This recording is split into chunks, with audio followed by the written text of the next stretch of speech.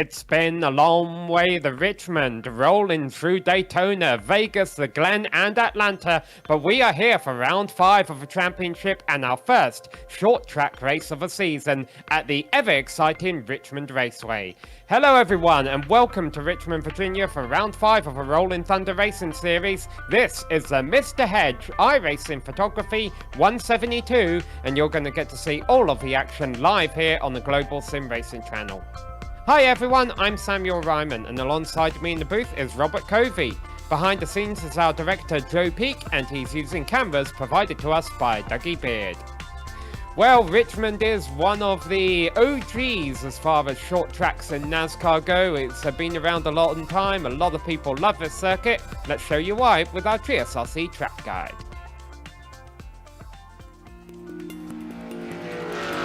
Welcome to Richmond Raceway.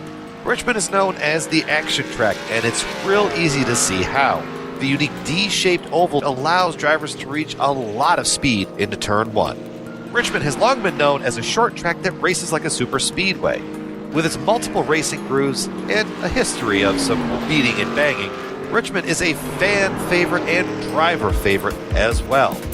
The Little Virginia short track has 14 degrees of banking in the corners, with 8 degrees awaiting the drivers on the front stretch. No matter what vehicle you drive here at Richmond, tight in the center is usually what you end up fighting the most, based around the fact that drivers are carrying such high speeds into the corners each and every single lap.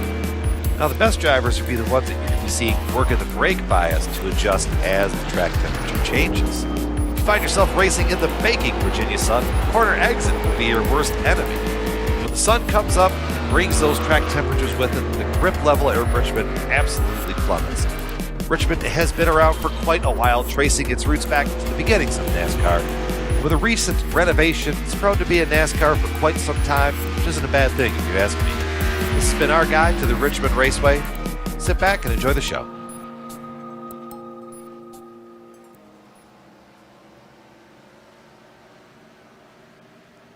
Well, so that's a view at Richmond Raceway. Why don't you tell us a little bit more about it, Robert? Richmond Raceway, this is our first 3/4 mile track. 14 degree banks in the turns. Not low line's going to be the preferred line here. Gets really squirrely on the outside. Expect to see a lot of good driving this week with these drivers, and with it being their first short track, we'll see who's got the patience to have a car at the end.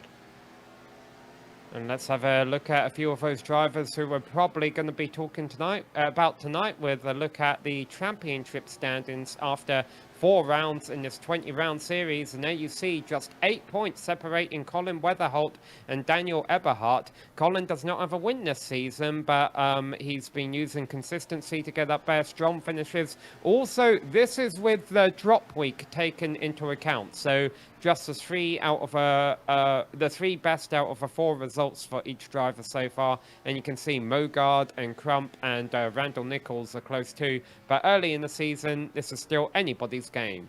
Now we go over to our race details, Robert. Well, here we are, race number 5 of 20. 230 laps in the NASCAR Next Gen 4 fixed setup, and they have no spare car. 4 total tire sets, start set, 3 in the pits, and 1 green-white checkered attempt if it comes to that.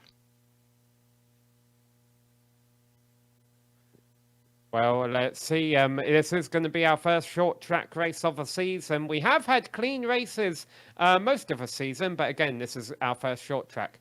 Well, qualifying has just begun here at Richmond Raceway. Everyone gets the track to themselves for 5 minutes to try and turn their best to lap. They have 2 laps out there. This is the number 35 car we have on screen right now, making it high, wide and handsome. And this is Bo Tafani. And just a reminder for all our fans here, Robert, that because this is a fixed setup, the setups for this series tend to be a little on the loose side. Yeah, we saw some loose cars, on all the ovals so far, and this is no different. As Bo Tiffany slides it coming out of turn 4. It is really hard to hold on to these cars, and you have to be very, very gentle on the throttle. as much as you want to mash on it. And I mean, right now they're running around by themselves. I expect to see a lot of action when they start running trying to do side by side through 1, 2, 3, and 4, or even just maybe they'll line up. We'll have to see how everything goes as Jared Haynes hits the wall on his lap. Yeah, but the good thing for Jared is he'll get another attempt. Botafani spun at the worst possible moment because he was finishing his first lap, I believe, and starting his second lap. So that kind of messed up his entire run. So he's going to have his work cut out for him tonight. That being said, this is a 230 lap race. So the drivers will have plenty of time if they do have pace to start at the back and try and work their way up toward the front. Well, and we've seen tire wear too, on the longer tracks. But I mean, this is short track. This is going to eat their tires up. They only have 3 sets and 230 laps. So we're looking at about 3 pit stops, somewhere in the range of anywhere from 55 to 65, depending on how they want to play this out. And whether or not we get good, clean, green racing like they've given us, or if short track makes some people a little bit angry and we get a couple of cautions. I think what I've liked so far this season as we watch Jason Maines cross the line to move up to 9th position. Well done there, Jason, breaking into the top 10. One thing I've liked this season is how these old school cars have delivered some old school racing for us. And let's just go back to last week's race at Atlanta. You know, Atlanta used to be famous for close finishes, and we saw that again. I've got to admit, Richmond Raceway in the past few years, we've had long, clean, green flag races, and we've still had some fun strategy races there in the real world. But when you come back to these Gen 4 cars and how they used to race here, things got a lot uglier back in the days. Yeah, and that's kind of what I'm going off of. That as great the driving we've been seeing so far, I'm really curious to see how this short track goes. First time for these drivers, they've been wide open. Now they've got braking. Now they've got really, really loose cars mid-corner. Corner exit as Randall Nichols just slides in. How much he's holding on to that car with a 22.191. Yeah, that got him into 5th. So, I mean, it didn't look pretty, but they got him up there. Scott Crump, this is our winner from last week at Atlanta. 22.5 is his first lap. So that looks like just a warm-up lap here, going for it the second lap. However, I don't know if this setup is so unstable. I don't know how wise it is to do a banker lap with one of your qualifying laps. It looks like you need to go for it both laps in case you mess it up on one of them. But Scott Crump has run a really nice lap here, improves by 0.4 of a second, and that gets him to 3rd place. Well, it's interesting if you look who's at the top of the board. We got, Eberhardt with a 22.072, Dylan Jones, who came across last week with a P2, and now Scott Crump, our winner, in P3. It's going to be a really interesting start to this race. I'm really looking forward to seeing what these drivers have underneath them and how they handle being side by side on a short track. And Dylan Jones and Scott Crump separated by 0.03 of a second, 2nd and 3rd there in qualifying. If you think that's close, you should have been watching last week at Atlanta. They were separated by 0.01 of a second at the finish line. So 0.03 of a second in qualifying. That's massive. Yeah, they've shown us that they're not afraid. They're not afraid to push it in the end there, and that was an exciting finish. Dylan Jones was in there, just waiting for one of them to make a mistake. But it's going to be something to watch tonight to see when they actually get the elbows out and want to get up near the front.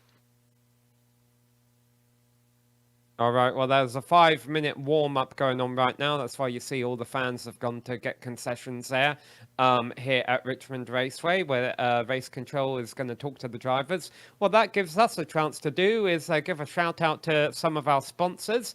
So for all things Rolling Thunder Racing, tune in Tuesdays at 8 p.m. Eastern Time for the Burnham Down podcast with Greg Dries. It's available on Greg's Twitch channel, Spotify, SiriusXM, Apple, and YouTube.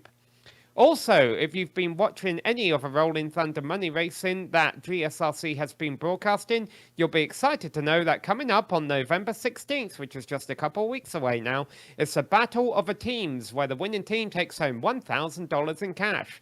These are the same cars that are racing tonight. They'll be racing at Daytona, where teams of 4 drivers will enter and battle at Daytona for 85 laps. You can register today at rollingthunderracingseries.com.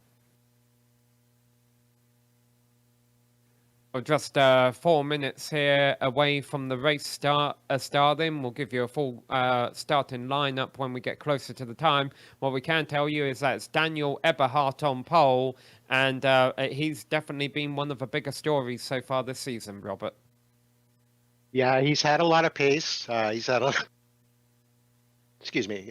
He's had pace. He's had a little bit of bad luck. He's kind of been there everywhere. But you know, the thing that I'm looking at today is we've had 4 races so far, and we have 4 different winners. And now we're at short track. Are we going to see a 5th winner in week 5 for this series? It's very possible. We have a field of about 25 cars here, so certainly a lot of drivers out there who are quite capable of getting it done. And we'll get to watch a few of them throughout tonight. We've got a few onboard cameras. We've got 3, as a matter of fact. We'll bring a couple of them up there for you. Hi, this is Jacob Manning. Hopefully he'll have a bit of a better night tonight. At Atlanta last week, we rode on board him for a lot of a race where he was running strong, but ended up getting caught in an incident. And here is Drew Ballesteros.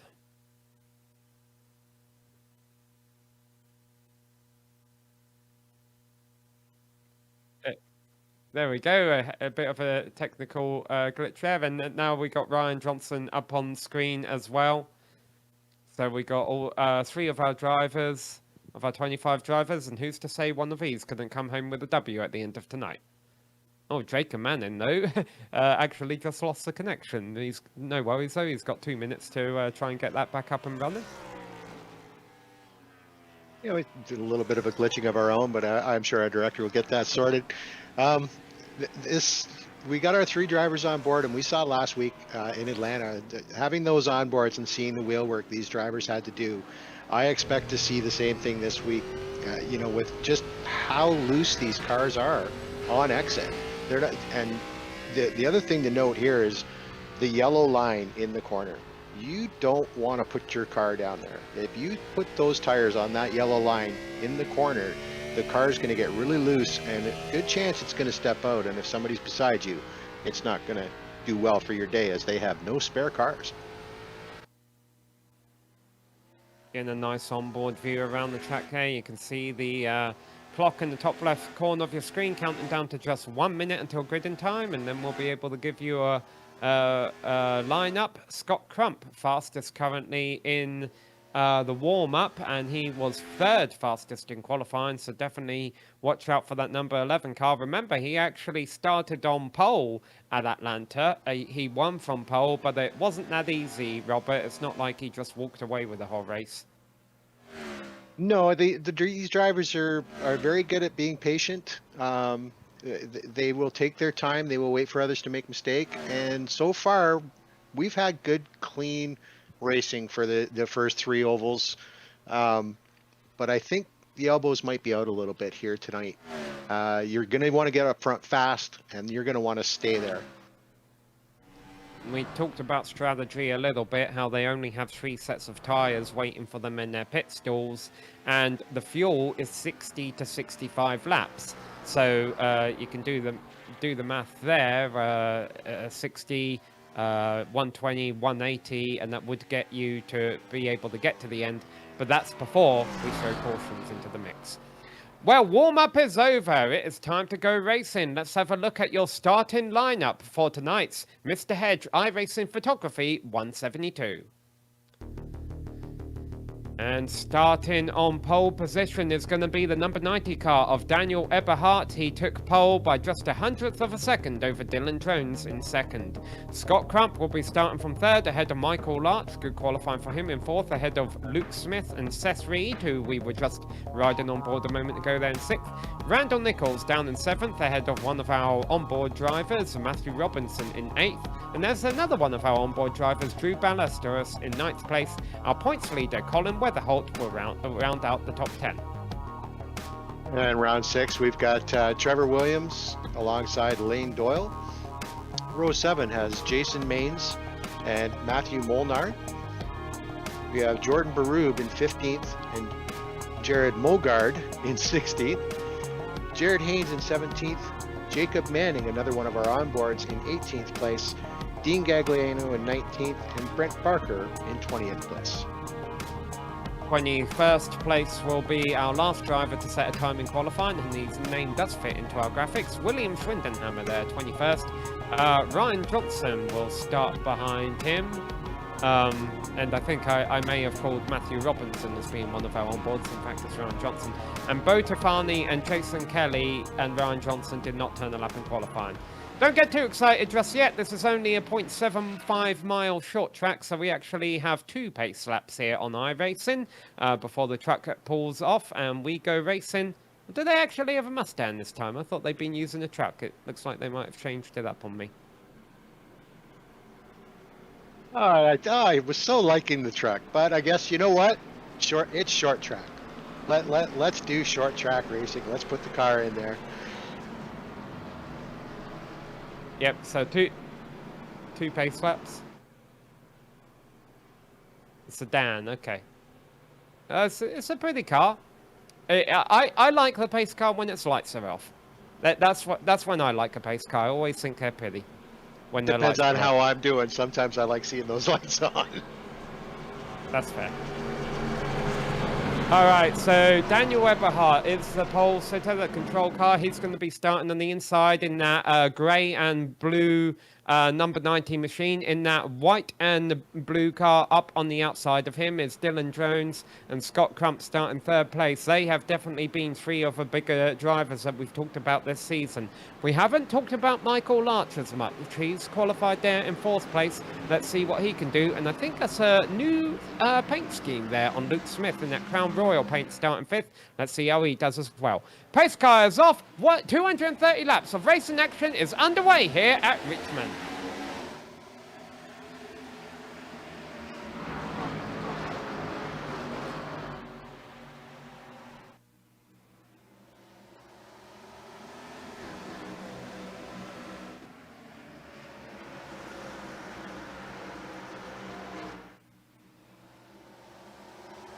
Well, so far so good, Robert. They made it all the way through lap 1 cleanly. Yeah, good start from everybody. Very patient, taking their time, feeling out the cars. We know the car is going to be really loose. The tires, I'm surprised because you really want to move forward with these cars because your tires are going to fall off very, very quickly with front grip. A lot of braking into the corners, a lot of steering input to get through the corner. And of course, the chances are you can light those rear tires up on the exit. But everybody doing a great job right now, going down into single file, being patient, and seeing where it goes as Scott Crump sets the fastest lap. Scott Crump looking for the lead, but not going to take it. We saw 24 cars on our starting lineup. 22 actually started the race. Jared Haynes has lost the connection, and Jason Kelly as it did not start. Lane Doyle, you see him half a lap down. He started from the pits. We discussed this at a couple of the other races, that sometimes that's actually a good strategy. Start the pits, let them get through that first lap, and hope, maybe something happens, you can move forward. But either way, it's a good clean start for you, and you just have to work your way up. So 22 car race right now, and all 22 of them on the lead lap, with Matthew Molnar setting the fastest lap of the race in 10th place. A very busy middle of the field, and there you can see just how focused our drivers are here in the early laps, not only having to watch the cars around them, but fighting the ill handling of these cars on those new tyres. Daniel Eberhardt still leading up front.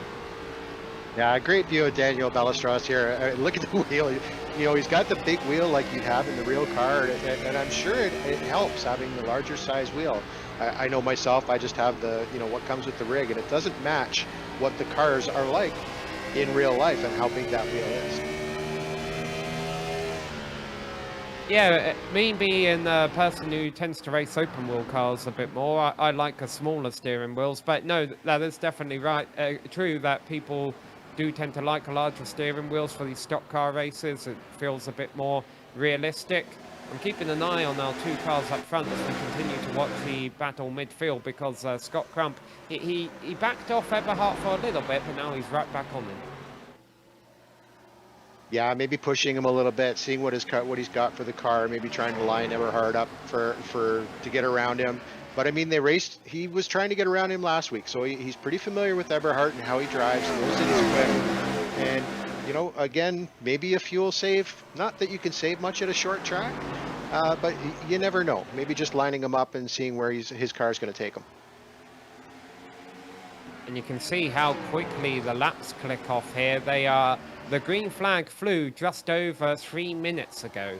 So, and already we're approaching lap 10. So there you go. If you have a CD or a record or an MP3 list of 23 songs, by the time it ends, this race will be over, if it stays green.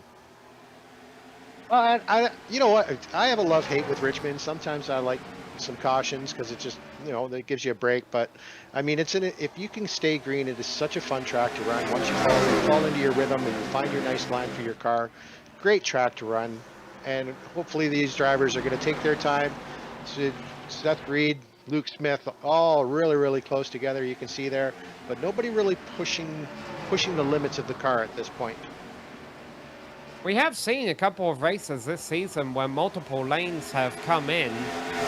Right now, it looks like most of the field is running single file, but I wouldn't be surprised if Scott Crump tries to... I mean, he's obviously looking a bit high on the entry of turn 1, but when he decides he wants to make this move on Eberhardt for the lead, is he going to try and go high? Is he going to try and force it down low? What kind of racetrack are we going to get here tonight? Well, I mean, it is Richmond. There isn't really two lines here. You know, taking that outer line, you want to be, like you said, they're running the perfect line right now, just up off that yellow line, lots of grip there through the corner. Once you start getting out of there, the way the banking comes off on corner exit is what really loosens the car up. So right now, it's good strategy to keep it low, and usually the passes here happen from somebody just leaving that inner door open a little bit on brake entry. So the lap times right now, by the way, are in the low 22s as the tyres burn off a little bit. They're now in the mid 22s. But one thing I'm really enjoying seeing is Daniel Eberhardt, our leader, 22.5, and back in 21st place at 22.9. The lap times are all still pretty close throughout the entire field. Definitely, everybody's pretty quick here. Everybody's pretty comfortable so far. The practices I've seen, I think everybody kind of got their glitches out, just figured out where the car can be. And that's Botafani running at the back of the pack in 21st, and it is a pack. Every single car is separated by a second, with the exception of 22nd place Lane Doyle, who started from the pits. You saw Dylan Jones really throwing it up high there in turns 1 and 2. I don't know if he missed his brakes or... No, this looks like he's doing it on purpose. It looks like he is trying to see if there is a high line. Well, the tires do wear off. You get about probably... They're right on the verge of where the front grip fall off is pretty severe. So he might be moving up the track here, see if he can carry a little more speed, get the car to rotate through the corner, and maybe take advantage of Crump and Eberhard on that upper line. Looking through the field to see if we've had any big movers from the start, and the answer is Jacob Manning has gone from 18th to 11th. He's one of our onboards. He led for a lot of the first half of a race last week at Atlanta, but things fell apart for him in the second half of a race. Another big mover is Ryan Johnson, another one of our onboards, I believe, as Manning picks off another position. Ryan Johnson didn't qualify. He started 22nd, and he's up to 14th. Drivers taking advantage of fresh tires and just the lines other drivers are running. And we've seen how loose these cars can be. We can watch Ryan get through the corners here. And the car even gets loose just trying to straighten the car up and run along the wall there. It's when you come down to the corner, the rear end wants to step out a little bit. You just got to hold on, easy on the throttle.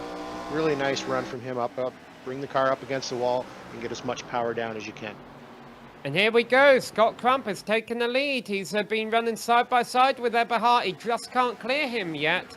And Dylan Jones is trying to pick which of these two drivers he wants to follow as we have a battle for the lead coming to the completion of lap 20. Yeah, Eberhardt's not going to give it up easy. I'm sure he's still a little upset about last week, you know, just getting into it with Manning. But backing out of it a little bit here, doesn't really have the grip to take the high line with the car right now, or he's just not comfortable in that high line to come back around Crump, wait for him to make a mistake, and then pounce and go underneath him if he can.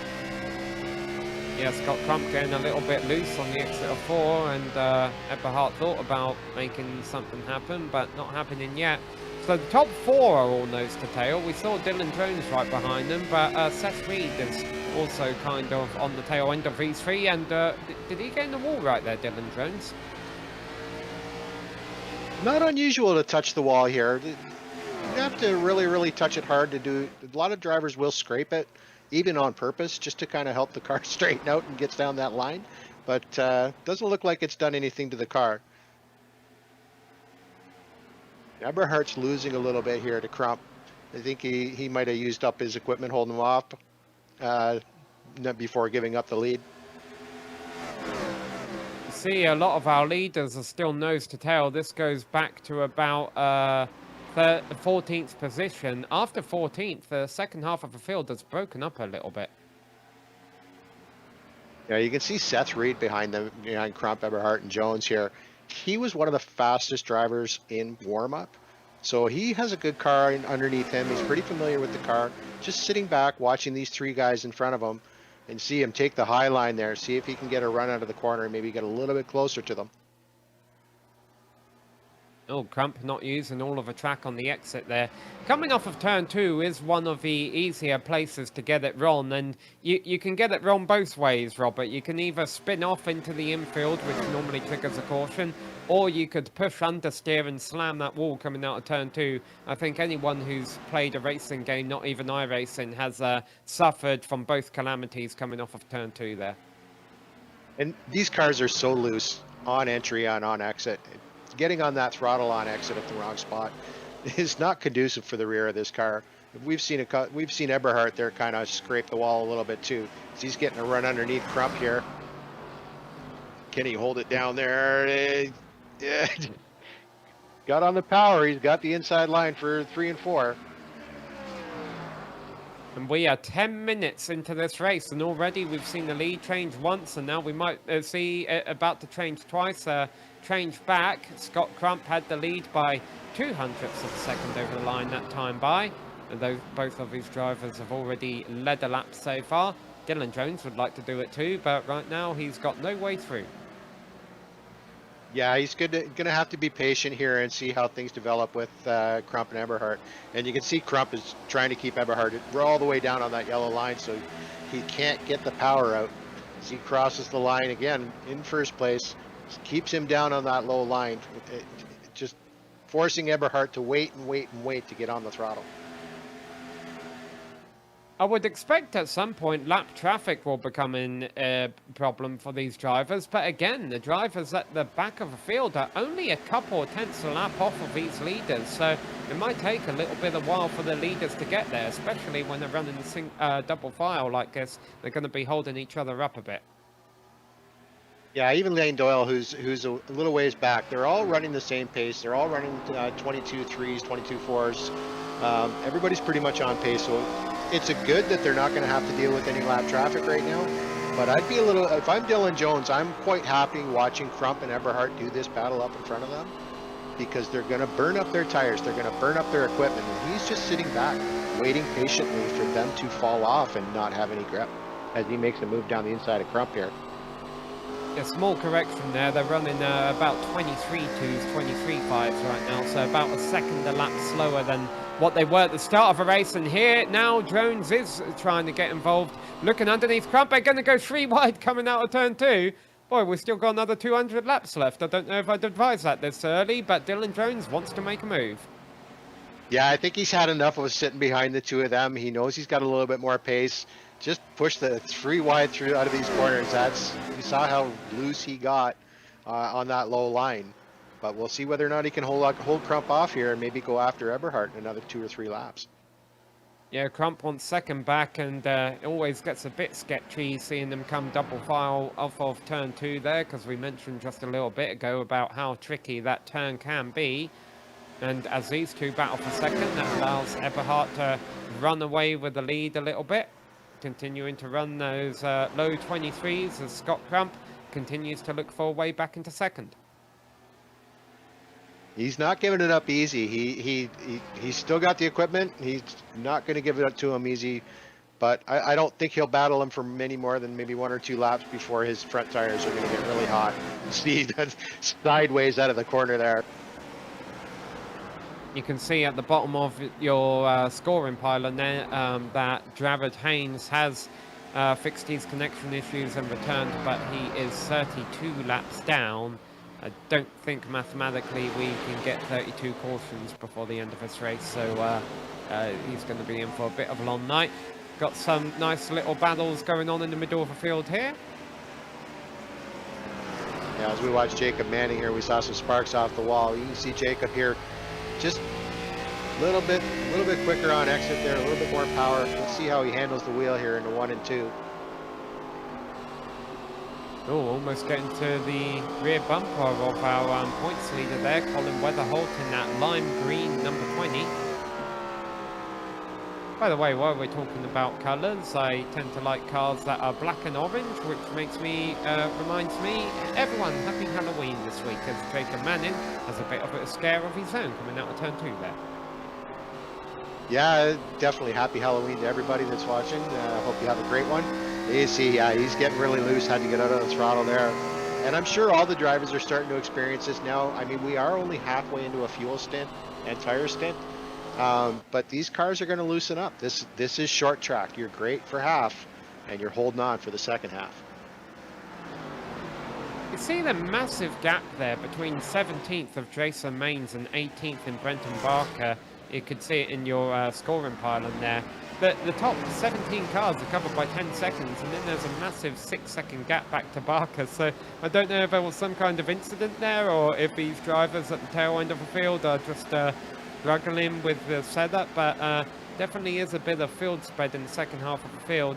Again, still got a few more laps before the leaders have to worry about lap traffic. They may have to worry about pit stops before we get to that.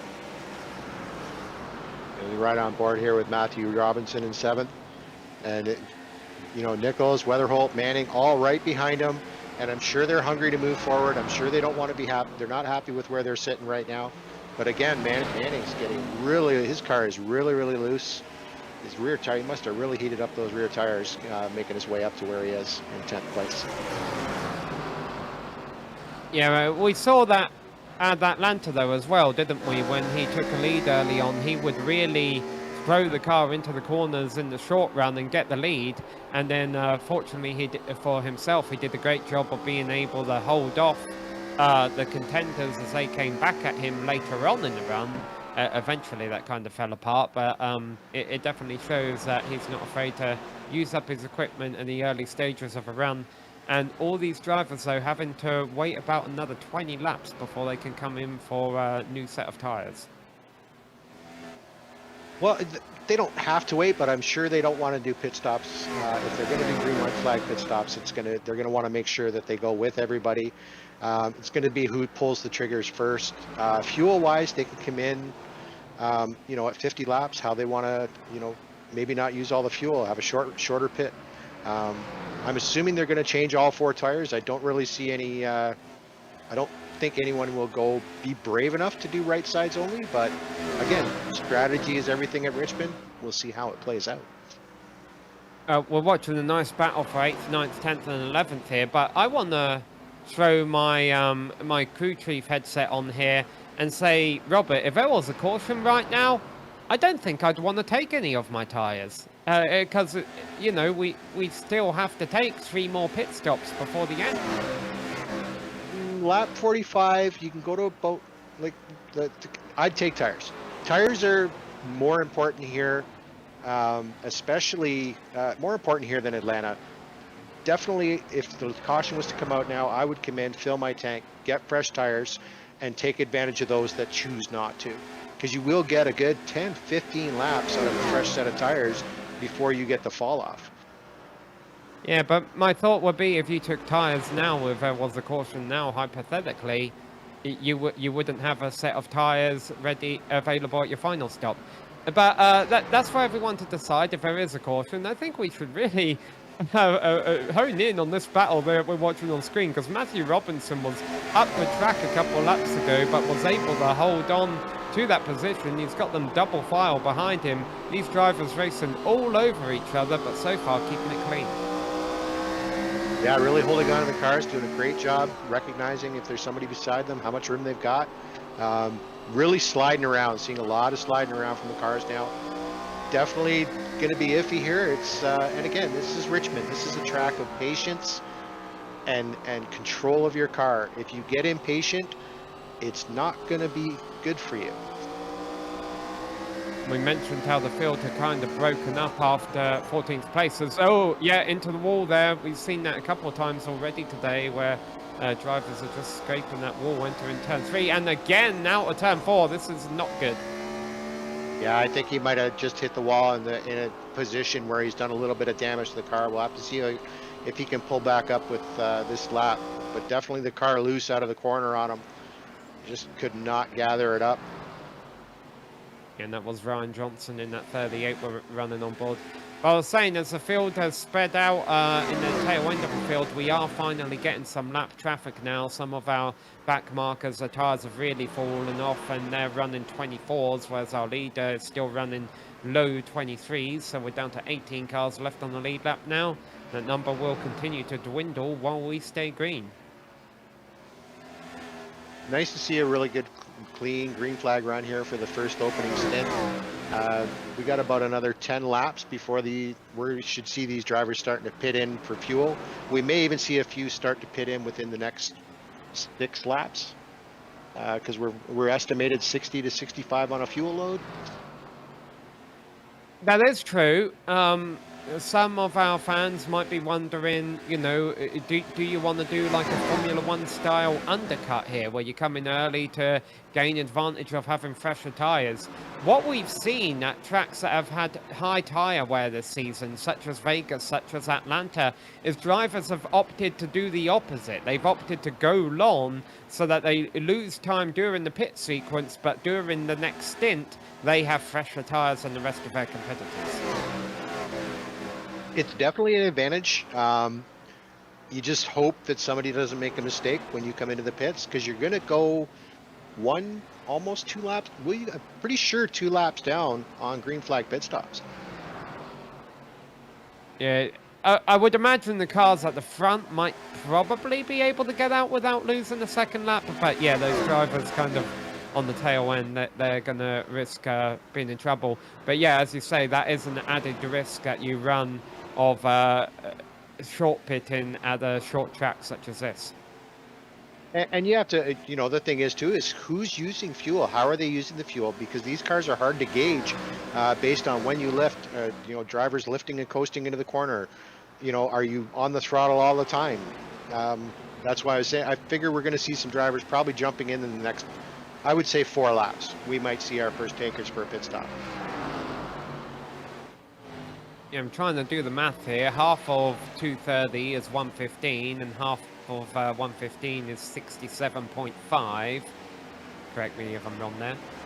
No, I am wrong there. I'm going to figure this out. I'm trying to work out what's that magic number you need to make it to. Yeah, I think it's 57. Yeah, 57 or 56 to be able to get tires and fuel on all stops. Yeah, so right about now, there we go. I'm normally good at maths, but I'm trying to talk about a race and do math at the same time. It's tricky. Well, yeah, and probably one of the biggest takers is going to be on the pit stop. Oh, it's into the wall. Oh, yes. Just trying to get a number on that car. Williams, Swindon. Yeah, I believe he's that was already a lap Schwindenhammer in the down. 17. Yeah. Oh, and we do have cars coming into the pits now who have studied up their 57 times table. They've done a really good job with their pit entry. We didn't have a lot of penalties. We'll have to see how they do here. A little bit different pit entry as we ride on board with Trevor here coming into his pit. Yeah, so Bo Tafani and Trevor Williams are the first two in. Now, Bo Tafani was already a lap down. Trevor Williams was getting close to going a lap down. So I think these two are trying to use that undercut strategy and obviously taking tyres at this point so that they can be back on the lead lap and hope for a caution around lap 70 or 80 or so. Yeah, that would be the hope. I'm sorry, I'm watching this Jacob Manning and Ryan Johnson here. Jacob Manning started 18th, is now in 8th, up 10 spots, and Ryan Johnson started in 22nd and is now 13 spots up behind Jacob Manning in 9th. Matthew Robinson has came into the pits. I don't think, those painted white lines you see entering turn 3, those are not enforced, but there's obviously a commitment cone at pit entry that you need to get underneath. Pit road getting very busy here on lap 60. Yeah, 2 pace laps estimated was 65. So yeah, most drivers have probably got about a lap of fuel left in them, maybe 2. A very slow pit limit here as well, 40 miles an hour, so the drivers really having to make sure they get it woed up. Really got to watch for the speeding penalties here. Yep, Eberhard, our race leader, stayed out an extra lap, but he's coming into the pits now. I'm seeing a few drivers here, 14 in the box, some drivers 12. I'm wondering if a few drivers maybe had a little bit more fuel or just had a better stop, better pit crew.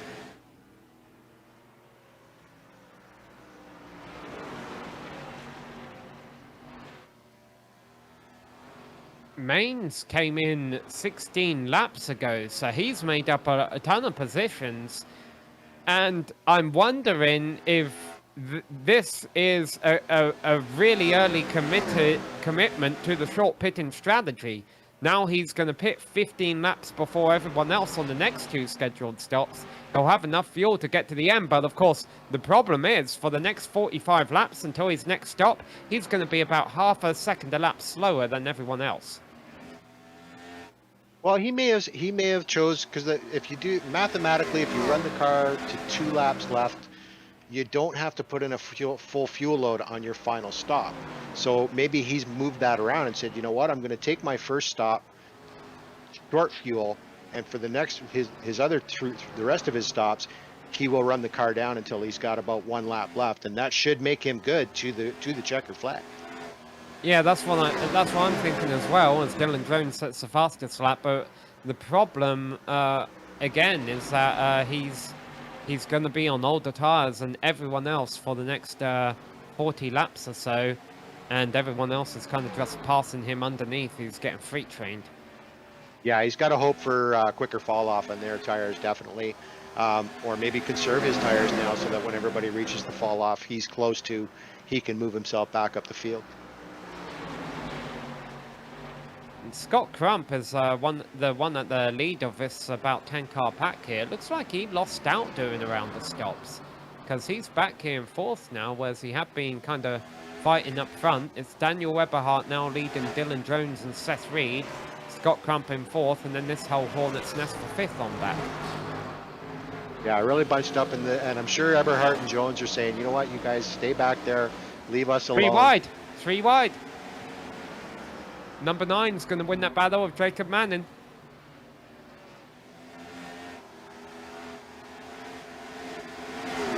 Boy, it's quite entertaining right in the heat of middle of a pack here, Robert. Well, and that's a great thing about Richmond. It doesn't matter where you look on the track. You're going to see some action.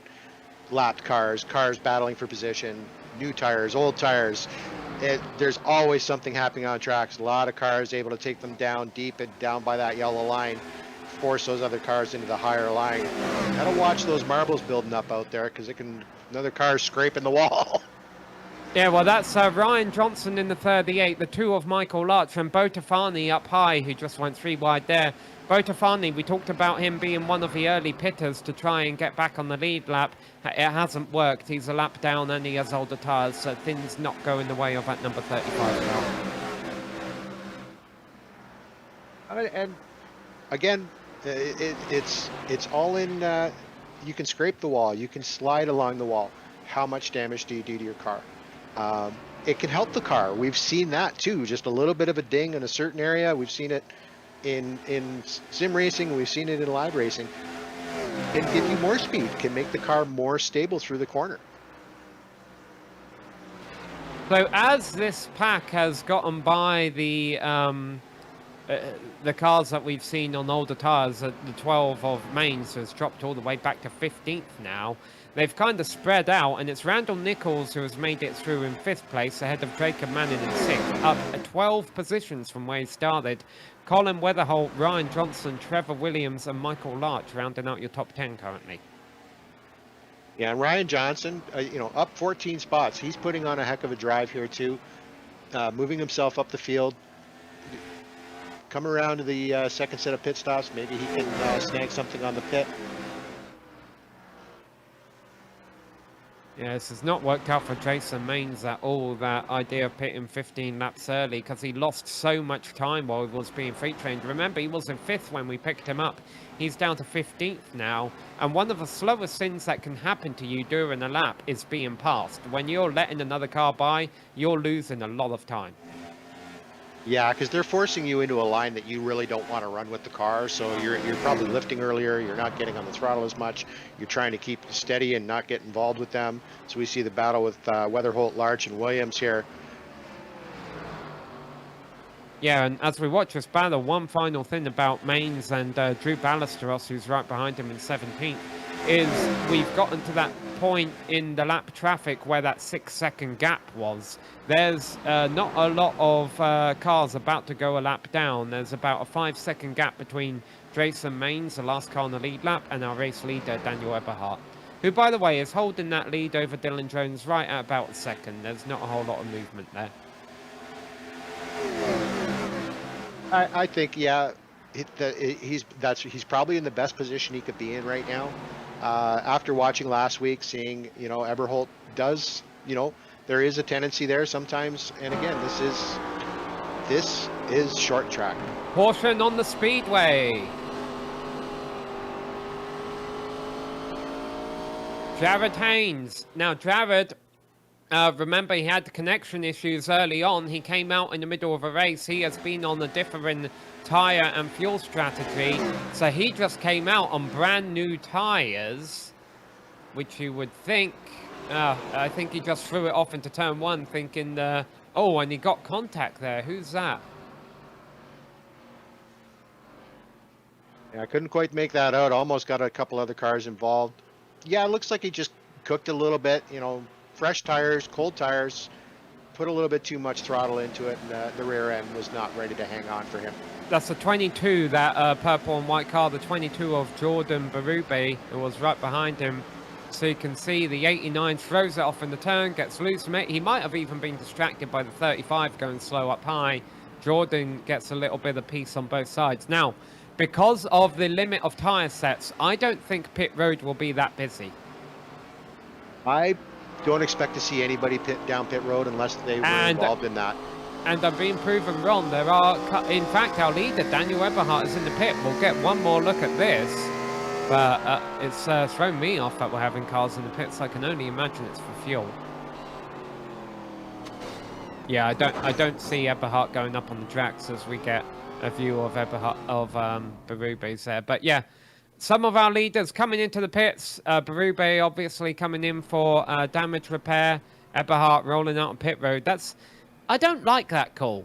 He had control of a race. Now he's, yeah, sure, he might have 10 extra laps on fuel, but it hasn't saved him a pit stop.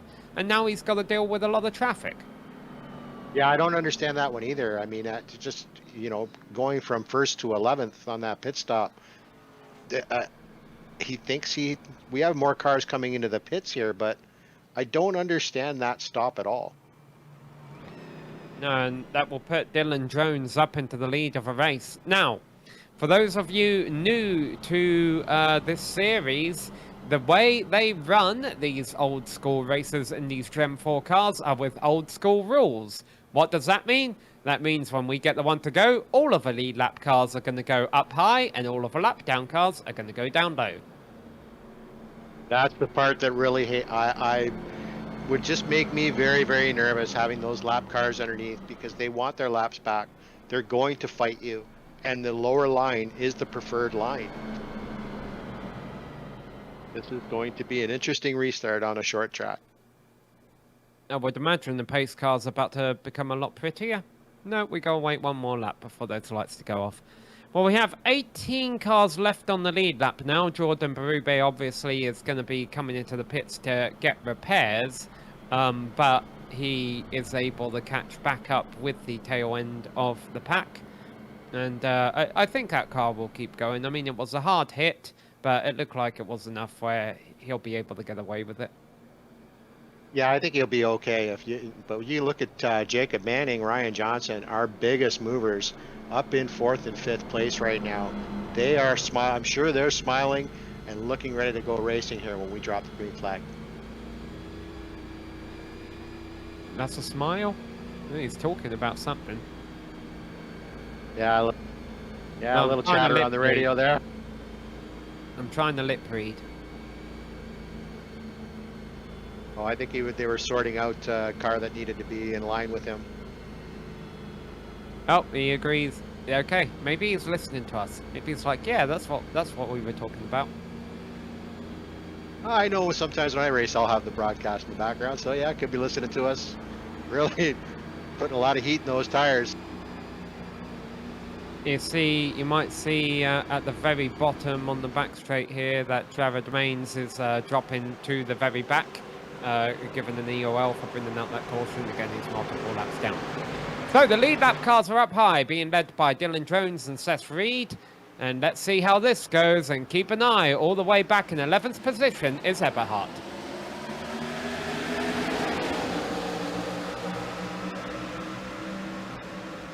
So the lap down cars down low, and the 35 actually already going up high, but this is just going to make it a bit more confusing for the leaders. Now they're going to have lap cars down low and lap cars up high. They're going to have to thread their way in between.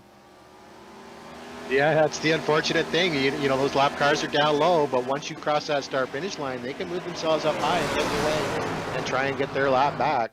Dylan Jones got a great shot off there, off the green, trying to open up that gap to Seth Reed behind him. If you Nichols goes after him. If you saw a car all the way down toward the apron on the front straight last lap, that was Daniel Eberhardt, and he has worked his way up to 9th from 11th. Now he's going underneath the number 39 of Luke Smith. That's in the back of your picture there. The Crown Royal car, the grey and blue car underneath that is Eberhardt, who has been leading the first half of this race. Oh, and contact above him. This is why I don't like this call. I mean, they get away with it that time, but he could have easily been an innocent victim there. Definitely an iffy call. Still don't understand why he would have pitted there. Maybe he's going to use up a set of tires. I don't really see it, but he's going to burn up a set for sure, making his way back through the field here. I mean, we know he's quick. We saw him. We know he can drive. Yeah, the only slight advantage to this call is the fact they can go longer in this stint than the cars in front of him, which means if there's a caution during green flag stops, he won't be, he'll still be out there on the lead lap. He's doing a nice gamble job. At the beginning of the race. Big gamble at the beginning of the race to count on cautions, but like you said, fill that tank up. He didn't get tires, just filled up the tank, give himself maybe those extra 5-6 laps, and it may come the end of the race. That may be the difference. He's doing a much better job than what I anticipated of being able to carve his way through this field. That's the lapped car there, the number 77 of Brenton Barker, so that's not for position. He's still in 6th.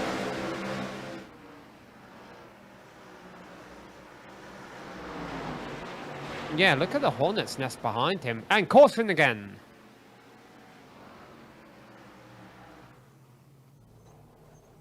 Lane Doyle. He started William from... Schwindenhammer, isn't it? Lane Doyle and William Schwindenhammer? Yeah, that's Lane in the 32 down low. The 17 up high is William Schwindenhammer. Battling for position. I don't think a 32... Well, he might have been clear, but he came up and got on the brakes a little bit earlier than what the 17 did. And I said they were fighting for position. That's not the case. Lane Doyle was a lead lap car. William Schwindenhammer was a lap down. Yeah, it looks like he just had a run on the wall there and he just wanted to go up beside him. And there wasn't any room. There, yeah, there was no room there for him. I don't know why he, really unfortunately, he tried to open up that hole.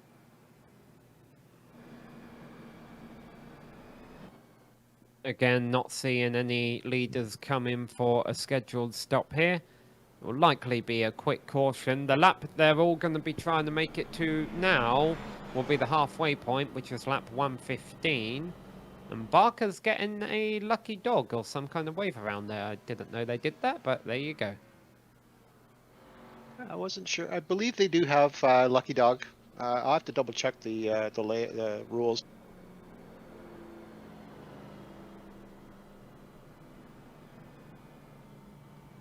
Okay, so William Schwindenhammer's getting an EOL with 1 to go.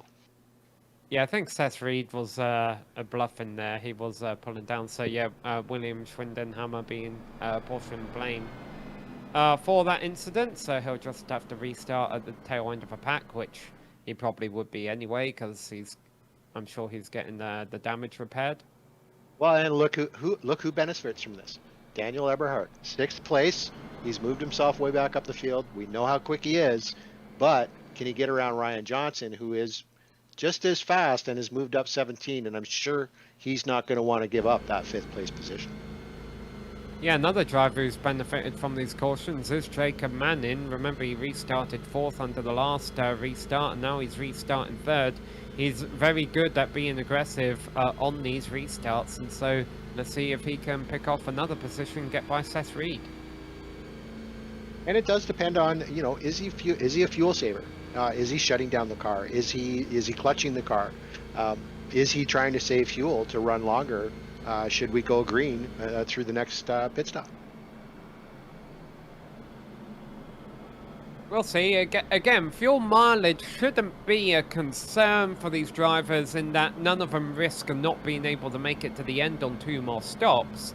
But the advantage to having more fuel in your car is that the longer you go, the less chance you have of being caught a lap down by pitting too early. Would imagine the pace car hopefully has fuel in it for another couple of laps, and we'll see the lights go off this time by. When we do restart, it will be Dylan Jones ahead of Seth Reed, and then the aforementioned Jacob Manning, Randall Nichols there in 4th place, Ryan Johnson and Eberhardt in 6th as he continues his charge back up through the field. Michael Larch in 7th ahead of Colin Weatherholt, Luke Smith and Scott Crump all the way down in 10th. I believe Scott Crump pitted when Eberhardt did, so he's got his work cut out for him trying to get back up there too, as we see the lap cars reform in that inside lane. Okay, so we just got the lap cars inside, they're going green the next time through. Just to correct you there a little bit, Samuel, saving fuel will actually be beneficial because you don't have to stand in the pit as long because you've got more fuel in the car if you come in with everybody.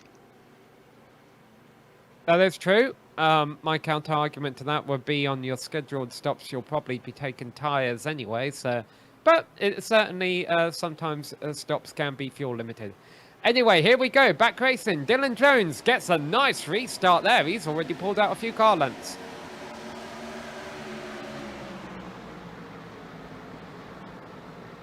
This is the difficulty with having the lap cars down there on the inside. They're still there for the cars in 2nd and 3rd, and so Seth Reed wasn't able to use a full racetrack in turn 1 and 2.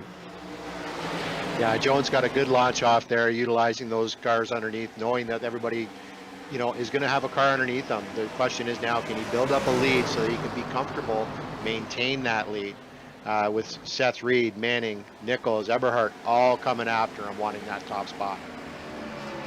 Ryan Johnson clears Bo Tafani, and that means our top 6 are single file, and I think all cleared of a lap traffic now. Back in the middle of the field again, things are still bunched up. Scott Crump, we mentioned how he's another one who we expect to be seeing up front, but he's mired back in traffic a bit now. He's moved up from 10th to 8th. As we watch Eberhardt continue to make his way, he's gone by Ryan Johnson. He's now looking underneath Nichols for 4th. I was just watching him. He is not holding back at all. He is driving that car into the corner. He is holding it as deep as he can, and he is driving that car. Through these cautions, we've been able to get 19 cars back out onto the lead lap, and remember, there's really only 22 competitive here, considering that Haynes is multiple laps down. So just of a race actually. So cars 1 lap means pretty much everything you're seeing on screen. There with your mic there, Samuel, but yeah, they're doing well here. Everybody's nice and single file. Jones opened up, trying to open up that 1 second lead over Manning and Eberhardt. And, you know, everybody's pretty quiet right now. Eberhardt has calmed down a little bit, but he's really, really holding on to that low line well with that car as he makes a move on Manning here. And we know they got together in Atlanta, so it's I'm sure there's some residual there from there. I won't call who was at fault, but I'm sure one of these drivers is not going to be happy if this battle goes wrong. We'll see, here goes Eberhardt down on the inside. It was a bit of a crossover move that caused the incident at Atlanta, so hopefully they'll keep to their own lane here, and they'll be able to get through this cleanly. We'll see how much of a fight Jacob Manning puts up.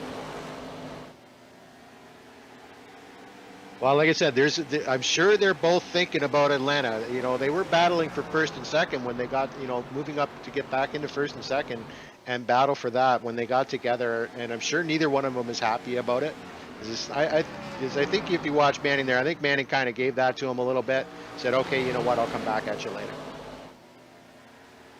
So the next on Eberhardt's list is Seth Reed in front of him in 2nd place, and already throwing it down there on the inside. He's almost up alongside him actually.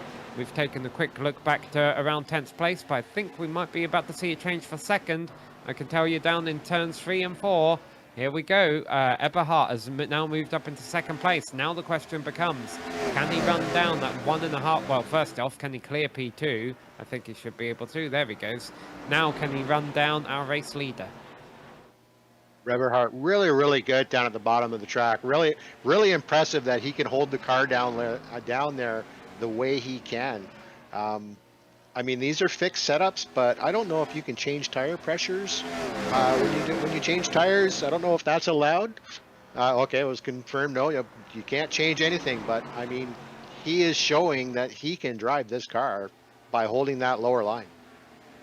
Yeah, I think normally in fixed setup races, the things you can change are steering ratio, steering offset, and brake bias. I was watching Jacob Manning there in 4th place a couple of laps ago. He must have been watching how Eberhardt was making positions by just throwing it into the entry, because he tried to do the same thing to Seth Reed, but wasn't quite able to pull it off. Yeah, it's how you throw it in there. I mean, you throw it in there a little bit too hard, and your rear end's not going to be happy with you.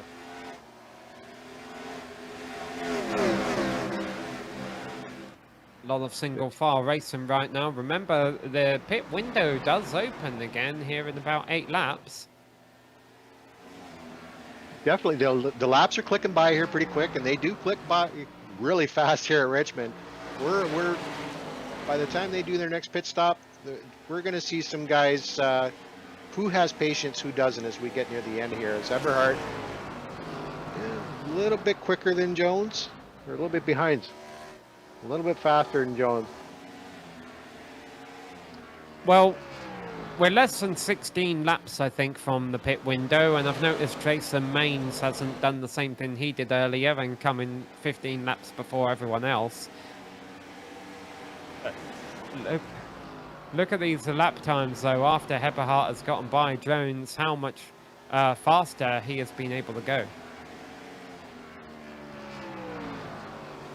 Yeah, definitely on the move. Definitely wants that first place back after that pit stop.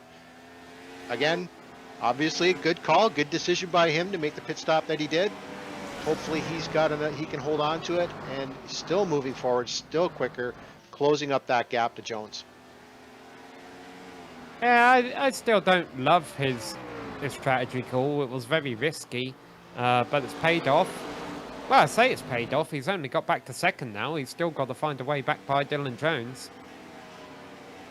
Well, I'm sure Dylan's looking in his rearview mirror too, checking out. You can see he's running the low line too. He may have been watching his mirrors, seeing where Eberhard is running, as Eberhard is now closed with, under a second, still closing that gap to him. Just holding that car so tight to the yellow line, and so much control coming out. You can see that car almost stepping out on him. So Eberhardt's lap times right now are about a tenth or two a lap quicker than Dylan Jones. It doesn't sound like much, but look at that gap of 7, 8 tenths. It's only going to take between 5 to 10 laps for him to catch him. That being said, we might have pit stops in the next 5 to 10 laps.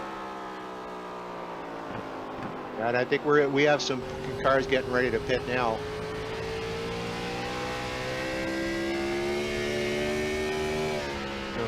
Doesn't look like our leaders are. Yeah. I'm watching No, I don't see our leaders, but I think we got a few back runners that are going to come in. Whoa, there's trouble in the back of the pack. That brings out our third that's yellow. Jacob Manning again. Jacob Manning in number 9, who was running up there in the top 5. Doesn't look like he has too much damage, but let's see what happened. Oh, he was coming in. He was about ready to kick off our second round of stops. And I'll tell you what, it looked like a very late commitment. The 69 was the one who got into him. There's some chatter on the radio. He's not happy, but it is. Yeah, Hey, he was entering the pit. Sorry, second twist here. I think Eberhard has lost the connection. I think our race leader has lost the connection. As the rest of the field comes in, I do not see Eberhard. Yeah, he's dropping down my timing screen, and he has dropped right off it. Oh, there he is. He just came back. Oh. That was very strange. We got wholesale pit stops here. Yeah, everyone taking their second set of tyres. Oh, I say everyone. That was a very quick pit stop for Dylan Jones there. Eberhard still in his pit stall. Yeah, if he's got an equipment issue, he may not want to get back out on track just to, while he gets everything fixed and not impede anybody else. If it is an equipment issue, which I would definitely think that was.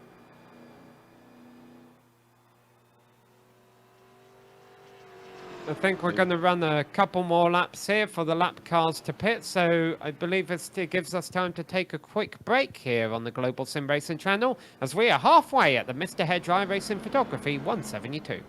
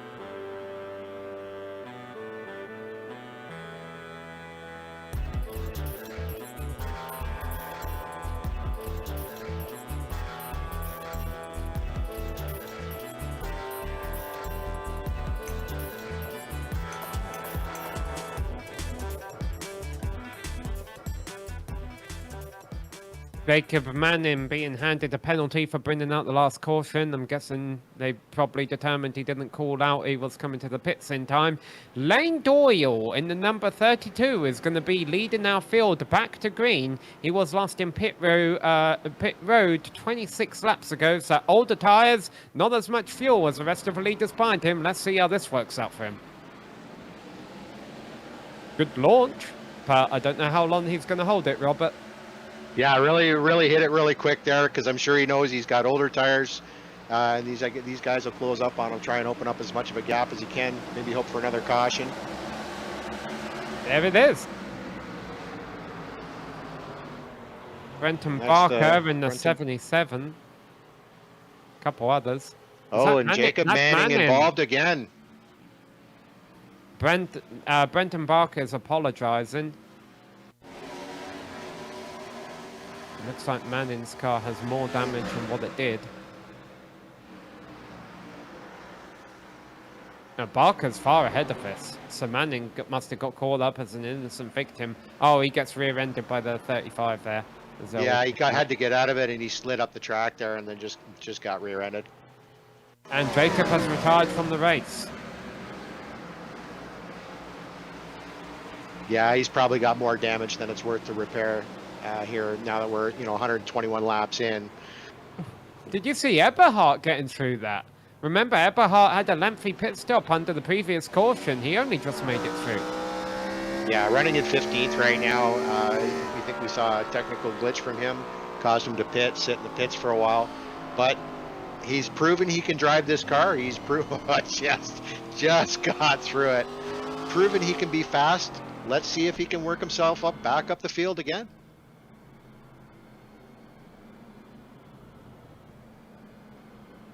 So Ben Barker's getting the UL for this one. I'm not quite sure what's going on with the timing there on the left-hand side of your screen, but Lane Doyle is still our race leader ahead of Dylan Jones. But again, we don't know how long he's going to be able to hold on to that. And I want to take a quick look, actually. I'm going to go a little bit back in time, Robert, and see if Lane took tyres on these last stops and what exactly the situation is there. I've got to imagine he must have, because if he didn't, he would have been eaten alive on that restart. Well, I'm maybe hoping for something like this, a little bit of a, 4 or 5 run caution fest before it opens up again, and, take advantage of it. I mean, definitely these drivers don't want to see more cautions. We've seen lots of green flag. It'd be interesting to count the cautions here, because I think what's our max count? I think the most we've had is 3 cautions on their ovals. Yeah, but we have had mostly clean races. So Lane Doyle did take tyres when he came into the pits on lap 91. So his tyres are old, but they're not horribly old. He's about halfway through his run. But then on fuel, he can only get to about lap 170 or so, and he would be able to make it to the end. So and he'll have another set of tyres. So this could work out for him. I don't think he'll hold on to the lead, but it's not a horrible strategy. Try something different. Well, and Eberhardt tried something different, worked out for him up until that caution. Maybe that's just Richmond's strategy. Throw it out. Say, here, this is what I'm going to try. My only chance. I still don't think it worked for Eberhardt. He was in first, and when he came back through, he was in second. So I will continue to question his strategy, even when he's in victory lane, receiving an award for having the best strategy of a race. Yeah, definitely going to be something to watch for the second half of this race, as we're getting ready to go green here this round. And Dean Gagliano feeling very lonely there, being the only driver now left in the race who's a lap down in that grey number 18 machine. Let's see, maybe if we get another quick caution, he'll get the wave around, and we'll have everyone on the lead lap. Lane Doyle leading them back with Dylan Jones behind him. Oh, not as good of a jump this time for Lane, so let's see how quickly Dylan can try and take the lead back. Everybody's pretty quick. We know Jones is really quick. We know Crump is really quick. If they can take advantage of Doyle quickly, I think they will get around him here. But I'm pretty sure Doyle, not really able to hold the bottom as tight as they are, as we see Jones come out of there, a lot of power out of the corner, get underneath him here into 1 and 2. The problem for Doyle now is he's being forced out of the line and they're all stacked up one by one behind him, so this might cause him to fall back a bit, although there's a gap after 4th place, so I take that back. He might... in his position, it would almost actually be beneficial to just roll out of a gas and take that hole in 5th place while it's there.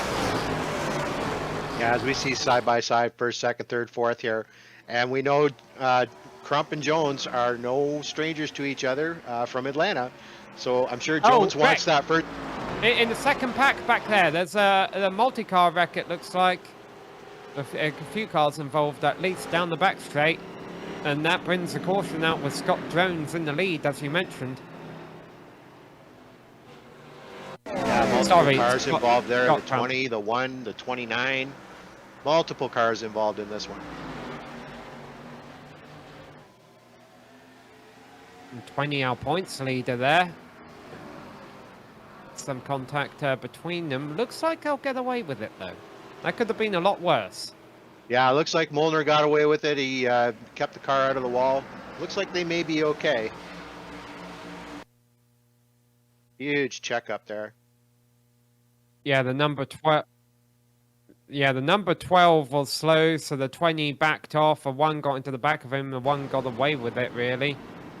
As you mentioned, a couple other cars involved, and they'll come into the pits under this caution to get repairs. Now, does this mean our good friend Dean Gagliano gets his wave around, and we have everyone back in the lead? He is getting the wave around right now. Oh, good for him. Jordan Berube, we saw him involved in someone else's incident earlier, and it happened again there.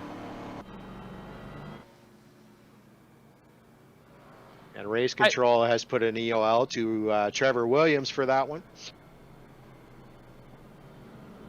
Yeah, I think just the check up there just caught everybody off guard, and just these cars don't break on a dime, and we know this. They're pretty heavy, and they don't like to stop.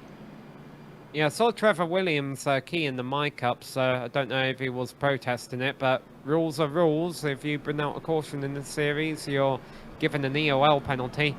I'm starting to notice that a lot of cars in this field have bent fenders if they've been involved in a wreck or just if they've been racing out here tonight.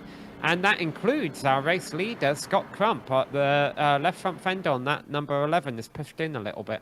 Well, I just saw that. Dylan Jones got caught up in that. And it, down 15 positions from that.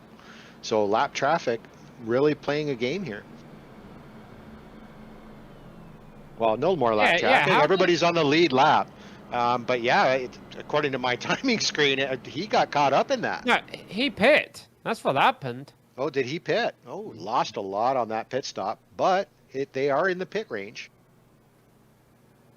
Again, it can't make it to the end from here. I mean, it gives him more fuel. No, again. they have one more. They have one more stop. Yeah. Yeah, that's why I don't get it. He was just in the pits 15 laps ago for his 2nd scheduled stop. But yeah, this is again the fuel play.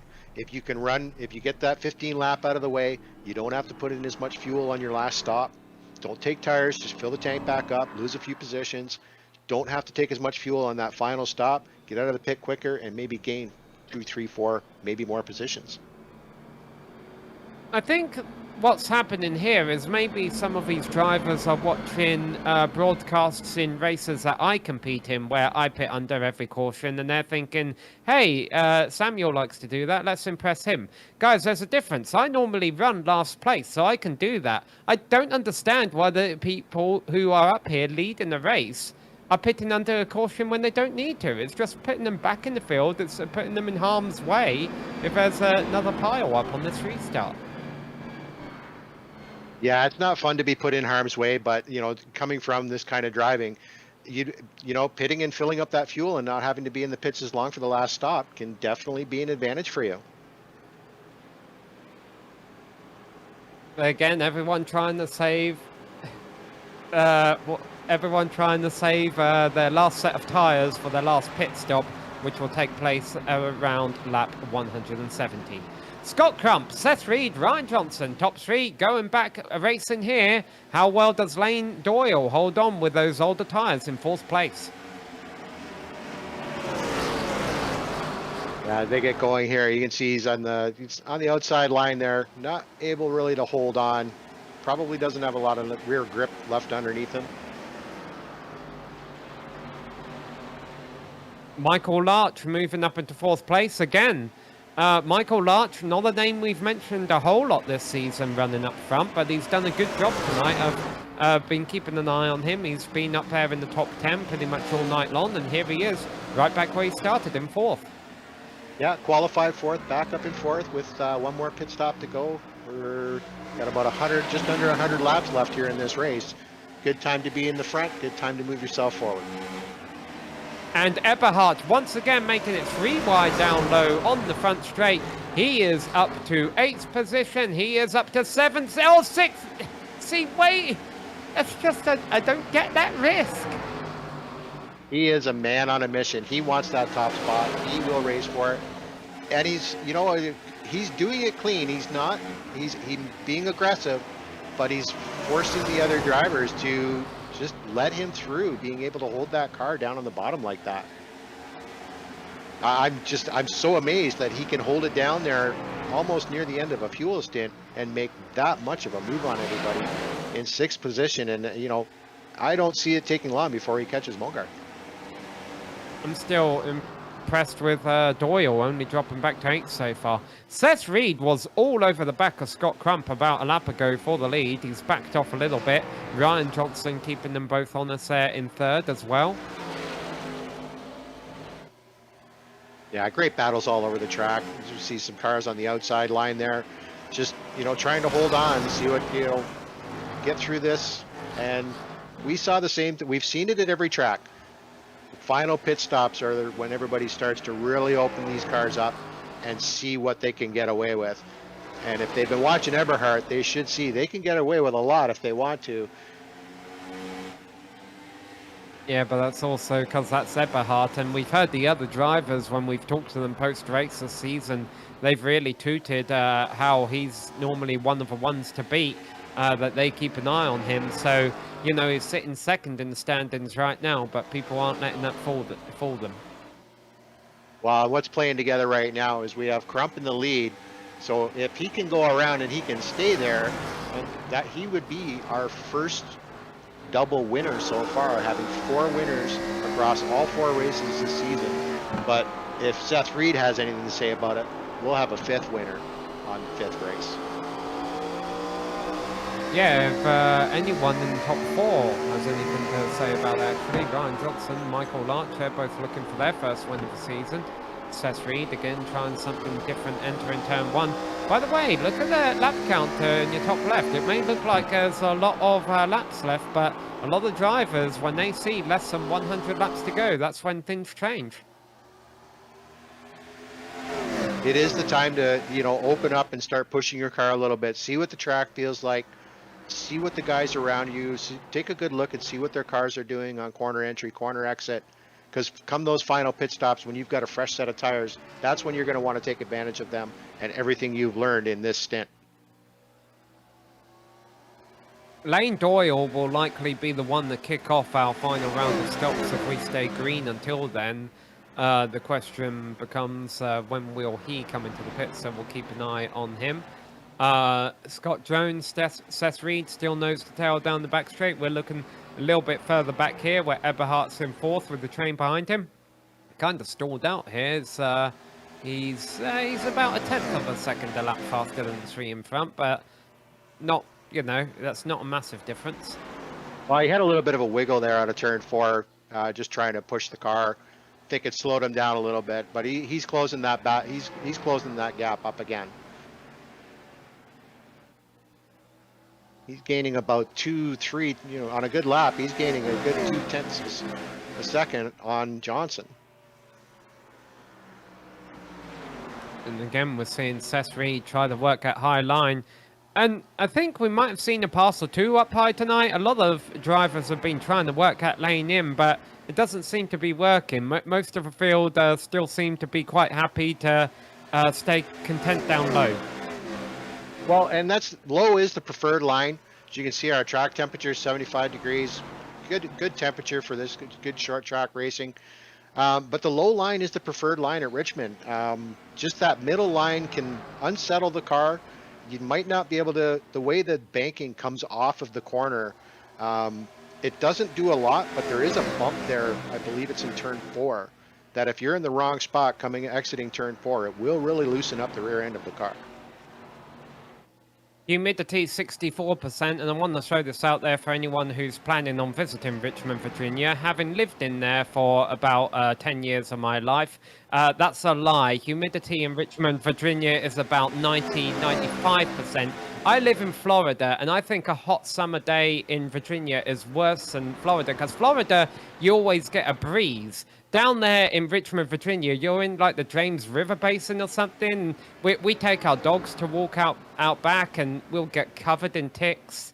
The atmosphere is something there in Richmond, Virginia. One of these days I'll make a trip out that way. Eberhard has closed in within 1 second of Johnson here. He is not letting up at all. Just putting that car right down at that sweet spot on the yellow line and getting a good drive out of the corners. Where was the first NASCAR race you attended, Robert? I have to say, I have never attended a NASCAR race. I have attended a CASCAR race. But mostly I am a road racer more than I am oval. Okay, Doug. Well, as you probably anticipated, the answer for me is Richmond. But my first NASCAR race here was the spin race in 2005. That's where Casey Kane got his first ever Cup victory. Names I remember. Stop saying how old I am. It was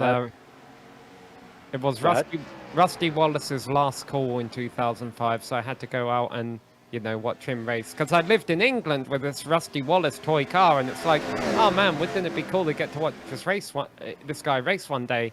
Moved to America, came over here, and then he's like, oh, I'm retiring this season. So, and I got to see him at these 2 races at Richmond that year. Yeah, right there with you. I was a huge Rusty Wallace fan.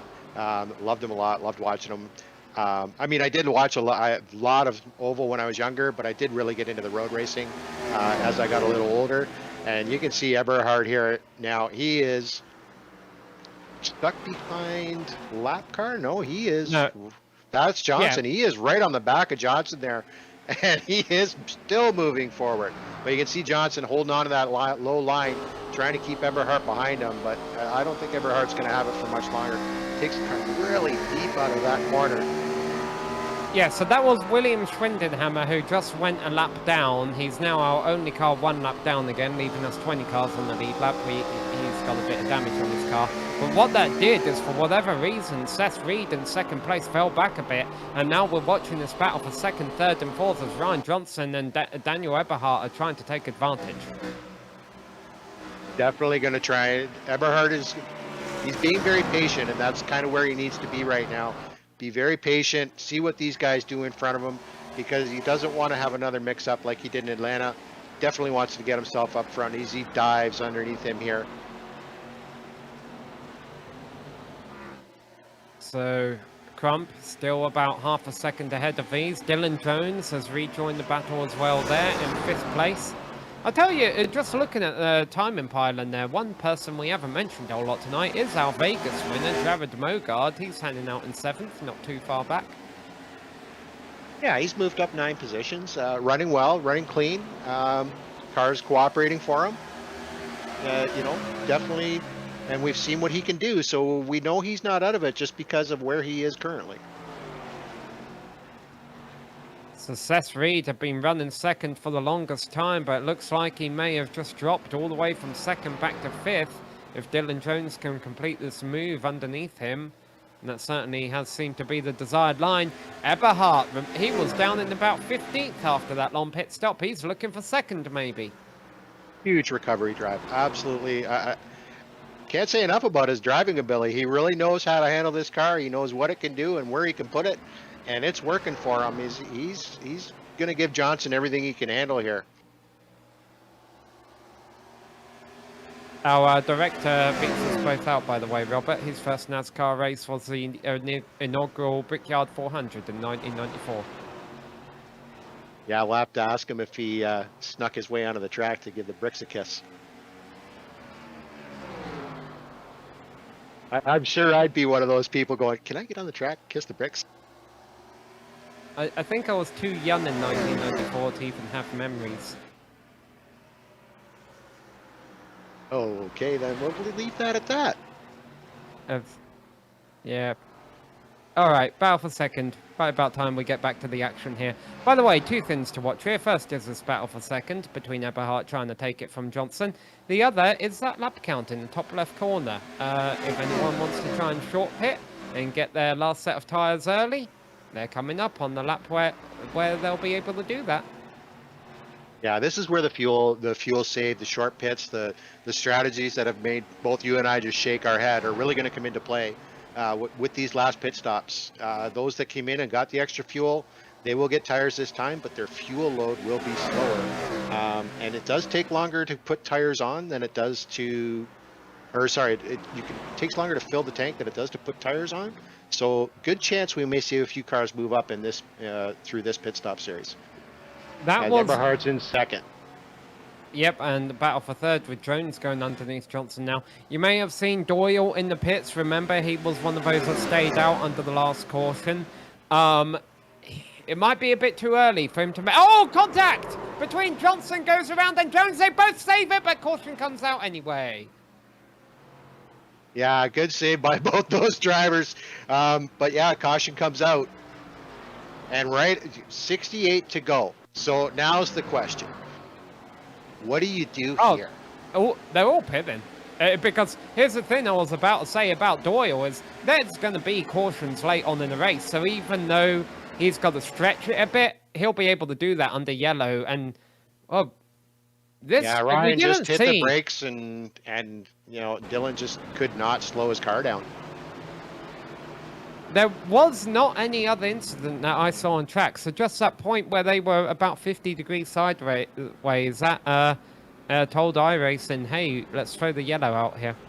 All right, here we go. Scott Crump leading them into the pits. Is that Eberhard staying out? That is Eberhard staying out. Why? Nope, I can see that. I can see Eberhard staying out at this point. In case there's a caution in 20 laps, maybe. Yeah, he gets another caution. He's got a set of tires, short pit fuel fill. We've seen how he can move himself through the field. I mean, what's the furthest we've seen him down today? 17th, and he's now running in first. So we know he can move through the field. I understand that strategy. Here's my concern with it. He was leading the race before this all started. Why did he have to go to an alternate strategy? He could have played the regular strategy and safely won this race. Because if this goes wrong for him, and granted, I don't think it will. I think we will get more cautions. But if we don't, he's going to have a really poor finish.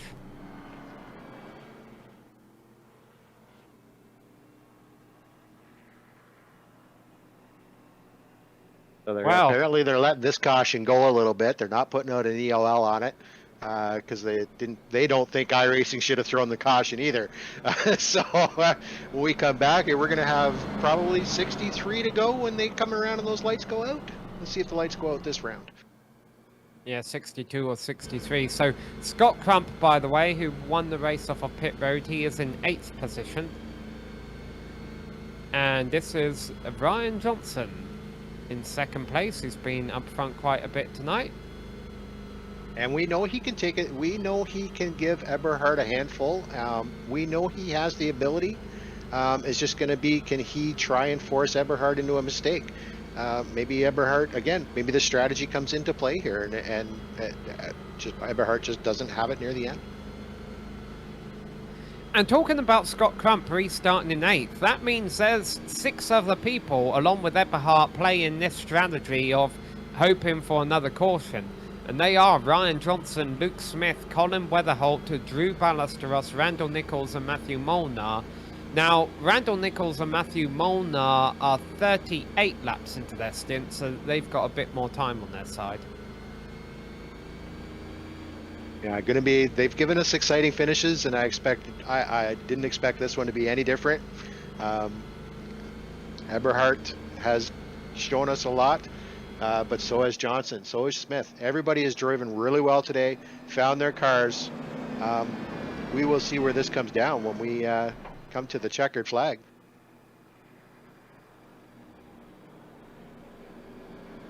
Lights. The lights are off. I had to do a double take there. Again, the other thing is these cars that just pit. Can they actually make it to the end on fuel? I would think so. And oh well, we are seeing Dylan Jones being given a penalty for that. I guess the take on that is that rules are rules. You know, if a rule says anytime there's a caution, the person who brings it out, who causes a caution, has got to get an EOL. In that case, even if you disagree with iRacing throwing the caution, there was a caution, so Jones gets a penalty. Eberhardt in control of the field. Let's not forget that the first 7 cars here are on old tyres. Let's see if they get eaten up by who were the leaders behind them.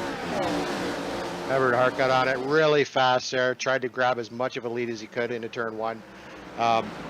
Keeping it down low there. Ryan Johnson, a little sluggish on the start there, didn't quite read when Eberhardt was going to go, but I won't count him out of it.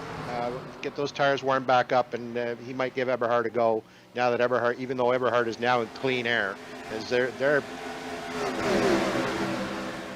And Scott Crump just got passed by Seth Reed back there in the pack of cars on new tires who are trying to work their way through. So the leader of the cars on this alternate, or I would say primary strategy, is now Seth Reed.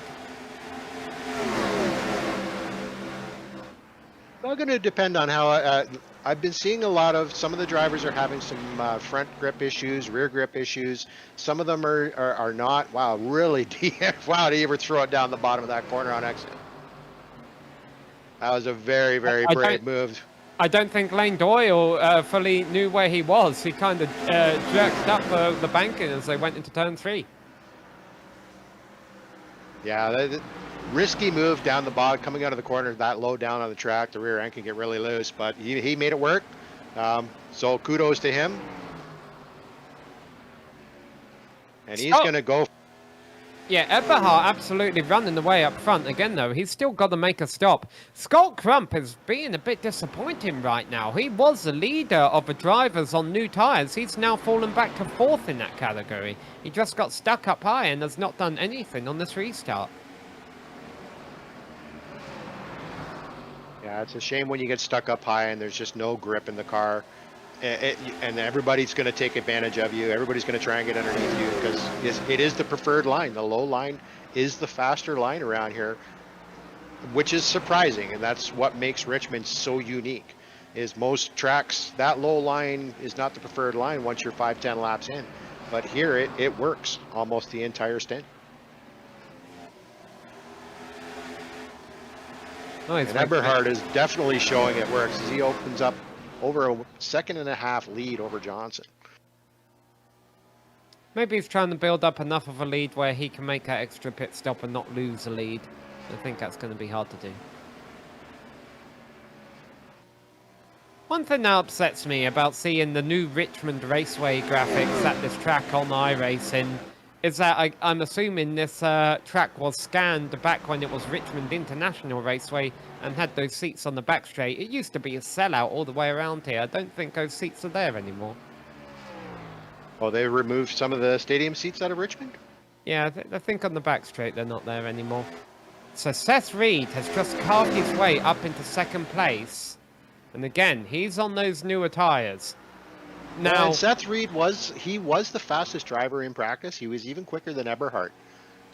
So this is going to be interesting to see if he can, stop Eberhardt from falling. You can see he's closing in on Eberhardt here. He's really got a car underneath him. And he may give Eberhard a run for his money if he can get up to the back of him. Yeah, again, both of them on two different strategies. Now, Seth Reed versus the other people on his strategy, Michael Larch, Matthew Robinson and Dylan Jones, who pitted for tyres under the last caution. One thing I would be concerned about for Seth is if we did get a late caution, how much of that goodness has he taken out of his tyres right now? Definitely tires near the end. Who can hold the car where they need it? But they are going to be dealing with lap traffic again here. Just the pace that they're running, as we come down almost to 50 to go. Next time round? One more time round. And Eberhardt's in. Eberhardt is coming in, so he has not got the caution that he needed. Yeah, that's going to put him a couple laps down. Well, if it only puts him one lap down, there is a way this could still work out for him. And that's that we've seen waiver rounds being given today. He will still have newer tyres and the likes of Seth Reed at the end, but there's a lot of ifs there. Definitely a lot of ifs there. He's going to go 2 laps down. He's not going to be the first car on the lucky dog. I think he might have been counting on that caution because this is going to be a long stop for him as he comes out of the pits now. Yeah, he's only 1 lap down. He was running high enough that he's only gone 1 lap down. Oh, very close to a commitment cone violation there on the exit.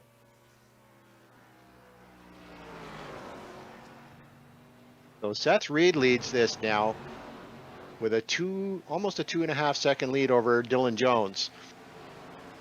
I have to think that I don't think Eberhard has it in him to get back up to the front in 49 laps, especially if it goes straight. Now, Ryan Johnson, Drew Ballesteros and Colin Weatherholt were on the same amount of laps as Eberhard, so we're watching Ryan Johnson, the 38 here. Expect to see him in the pits pretty soon. Here he comes.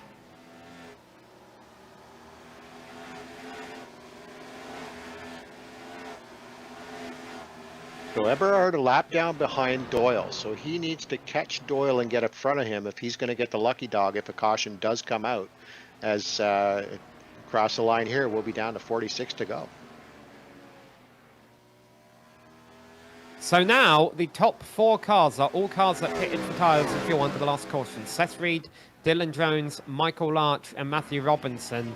And now that thing we've kept talking about all night long, fuel mileage, does that come into play? How good are those top 4 cars if we go green to the end? If we get a caution, I think everyone can make it. But if not, we'll have to wait and see.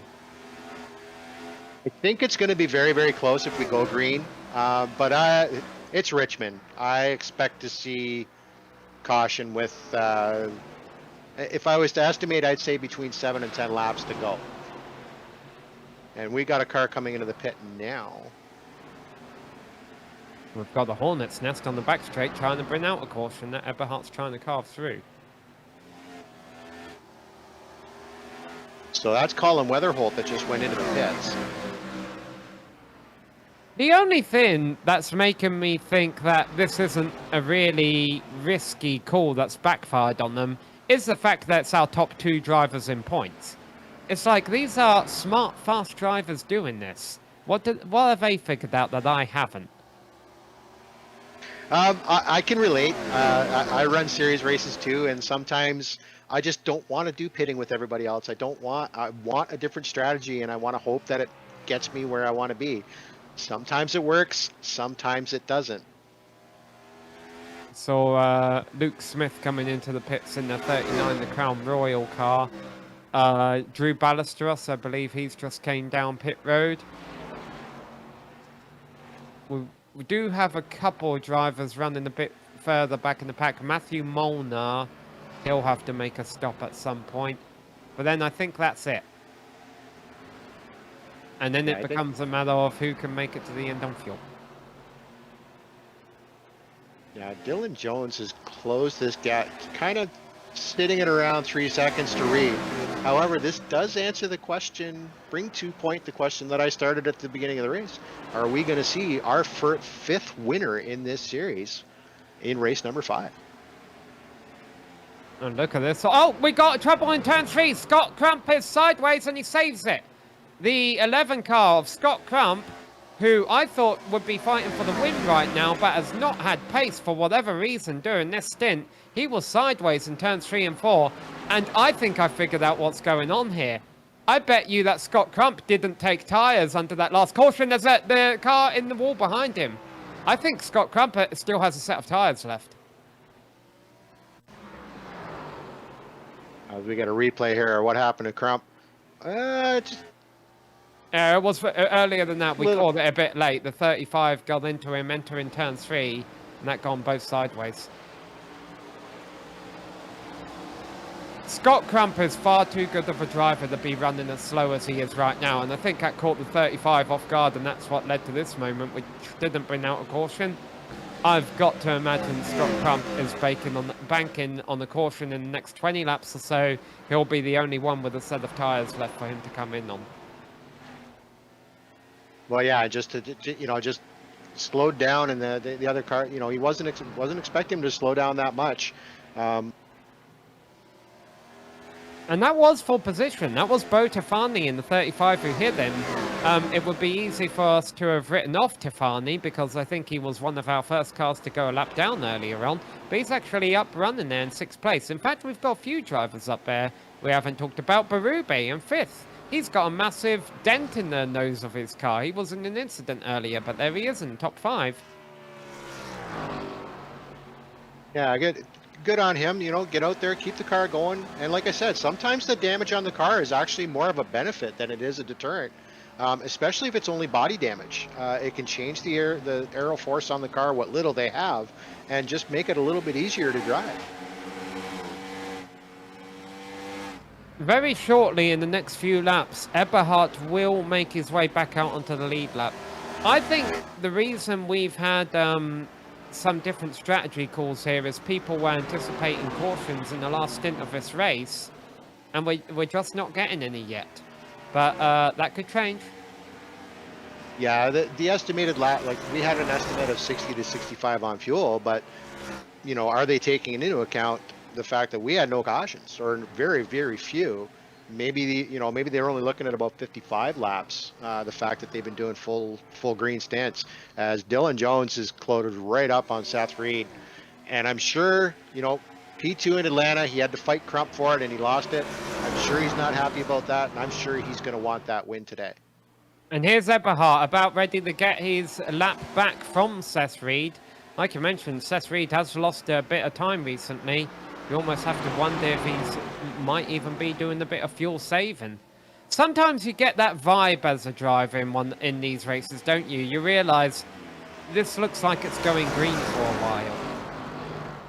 Yeah, if we get on board here with Reed, we can see if maybe he's clutching, maybe he's lifting a little, as soon as that got into the wall. Yeah, Jones got into the wall. That cost him some momentum. I think no, sorry, that's a lap car went by him.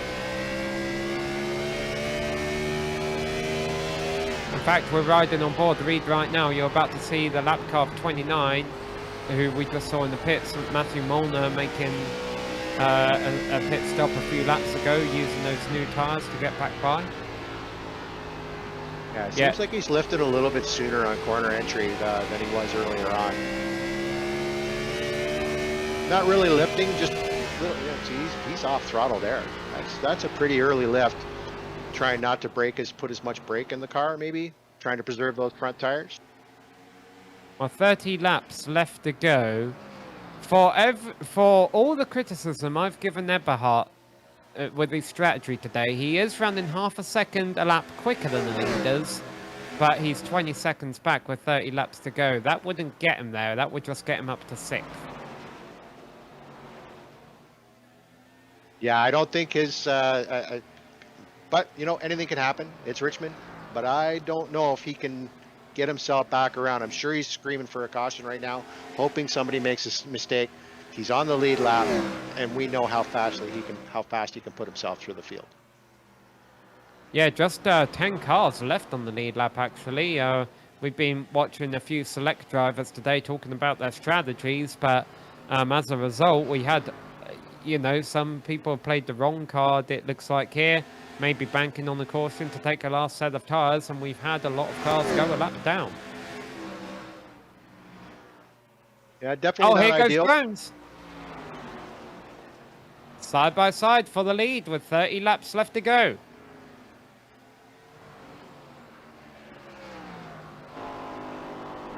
Peeked his nose in there, just didn't have enough to get him on corner exit. We'll see if he can get back down underneath him here into 1 and 2. He can maintain a little bit more grip on actually deep down into him, down on that yellow line. The top 6 cars have not won a race so far this season. These are the top 2 of them right now. Seth Reed up high in the grey and white 51. The multicolored number 3 on the low line. That's Dylan Jones, almost branding wheels as they come out of turn 4 and cross the line for 25 laps left to go. Great side by side that you'd see, just making him stay really high up on that track, making him have to wait to get on that throttle. It looks like you know, Jones just has a little bit more downward grip, being able to hug that yellow line, take him up on lap traffic, see if he can use him as a pick here. Yeah, he is able to. They're going to go 3 wide here. I think that's William Schwindenhammer. And look at, is that a lap car coming up on them? Yeah, that's a lap car coming up on them. So they're going to have to let this lap car on newer tyres go by. That's the number 1 there of Trevor Williams. Yeah, they've got about a, you know, right now they've got about a second and a half on Michael Larch, but they can't count him out. Anybody can move forward here, and I would really love to see this go to the checker flag with full green. Would be impressive if it does. As a spectator, I agree with you. I think we could be in for an interesting finish. I think there's a few drivers, though, banking on the late caution. And with only 10 cars left on the lead lap, if you're sitting on a last set of tyres, even if you only have 5 or 6 laps left to go for the shootout, you might as well take them if there's that few cars on the lead lap. Well, I mean, you do add one more. If we get a late caution, maybe 1 or 2 late cautions, you know, that can put maybe Johnson, maybe Nichols on the lead lap too. See what kind of pace there is. You know, see what kind of short pace they have. But yeah, definitely going to come down to the end here as we come across. These getting ready to come across the line here. We're down to 20 to go. Yeah, I'm trying to get the timeline right in my head. But yeah, you're right. The lucky dog rule did exist before NASCAR created double file restarts. I forget what year they went to double file restarts, but I know the lucky dog was in effect in the early 2000s. So that's why we're seeing the person get away around each caution. Definitely an advantage if you fall off or have something that lucky dog is there. You can get yourself back on the lead lap and try and move yourself forward. As Jones is just kind of opening up the lap, the lead here on Reed. I think Reed just may have used up his equipment. You see him get really loose there out of 2. Yeah, watching the battle for 3rd on screen, I can tell you that 8th and 9th are side by side as well right now. Jared Mogard and Jason Maines are scrapping that. Here we are. That's Jason Maines on the inside, who's had a few questionable strategy calls today, and Mogard on the outside. And look who's in the back right there. Eberhardt coming up, thinking about passing both of them. Yeah, I'm sure he's got his foot down. He's looking forward, hoping somebody makes a mistake. As fast as he is, as good of a driver as he is, I don't think he can get himself back up to the front in 17 laps. So caution definitely being wanted by Eberhardt. And I'm sure Dylan Jones is saying, no cautions. Let's get through this without one. Second last week in Atlanta, and being able to take the win here would really boost him up, I'm sure. Well, we say that, but at the same time, I don't know how good Dylan Jones is on fuel. Our battle for second is on. Michael Larch has just thrown it to the inside of Seth Reed. They're going side by side down the back straight, but Larch gets a bit of wheel spin on the exit of a corner, and that will cost him a position. Yeah, I just tried to get on it too soon there. Couldn't hold on to the rear grip. Good for Jones. Opened up more of a gap. still opening that gap up almost to a 2-second lead over Reed and Larch. Yeah, it's the second broadcast I've watched on GSRC today where a driver wasn't able to make a pass because of getting a wheel spin on exit of a turn. And it's so easy to do with these cars. There's so much torque on these cars on exit. And a couple of those cars behind them are not for position. And I think, yeah, that's Randall Nichols on the outside there, and Luke Smith right behind him in that Crown Royal car. And also the 77 there of Brenton Barker is actually 2 laps down. And they're all faster than these lead lap cars, but they're just being ultra cautious, I say, as they go 3 wide, about not wanting to upset the proceedings at the front. That was a scary move. I'm surprised that worked. There was some chatter over the radio, but yeah, he's just not able to hold on. It's just those lap cars are making him stay on the bottom and not allowing his car to wash up the track, and that's going to lose you time. It's going to lose you know, momentum through the corner.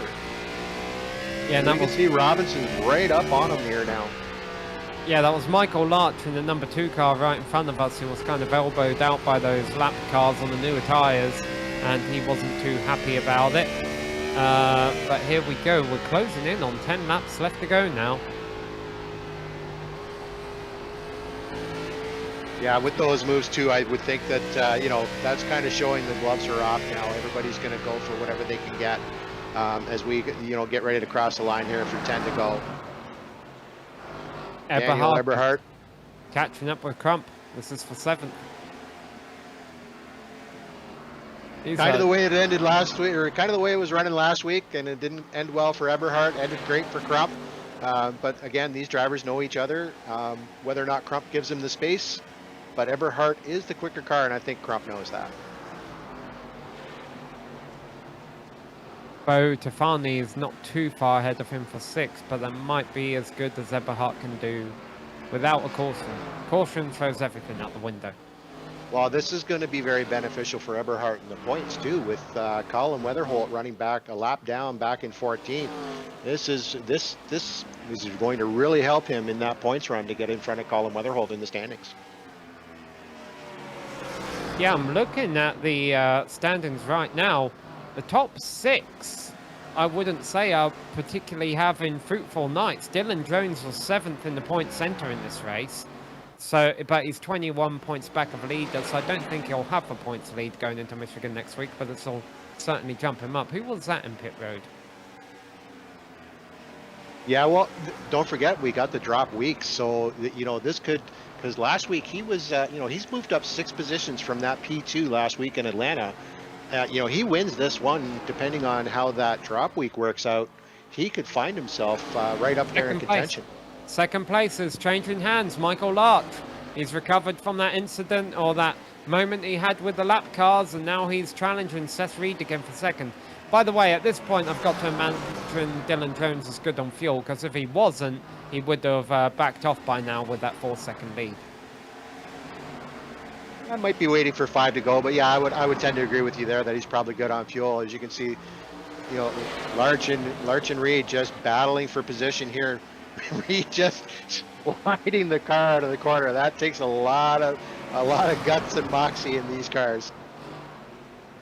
And they can't be, you know, they can't forget about the fact that Robinson is not too far behind them in 4th place.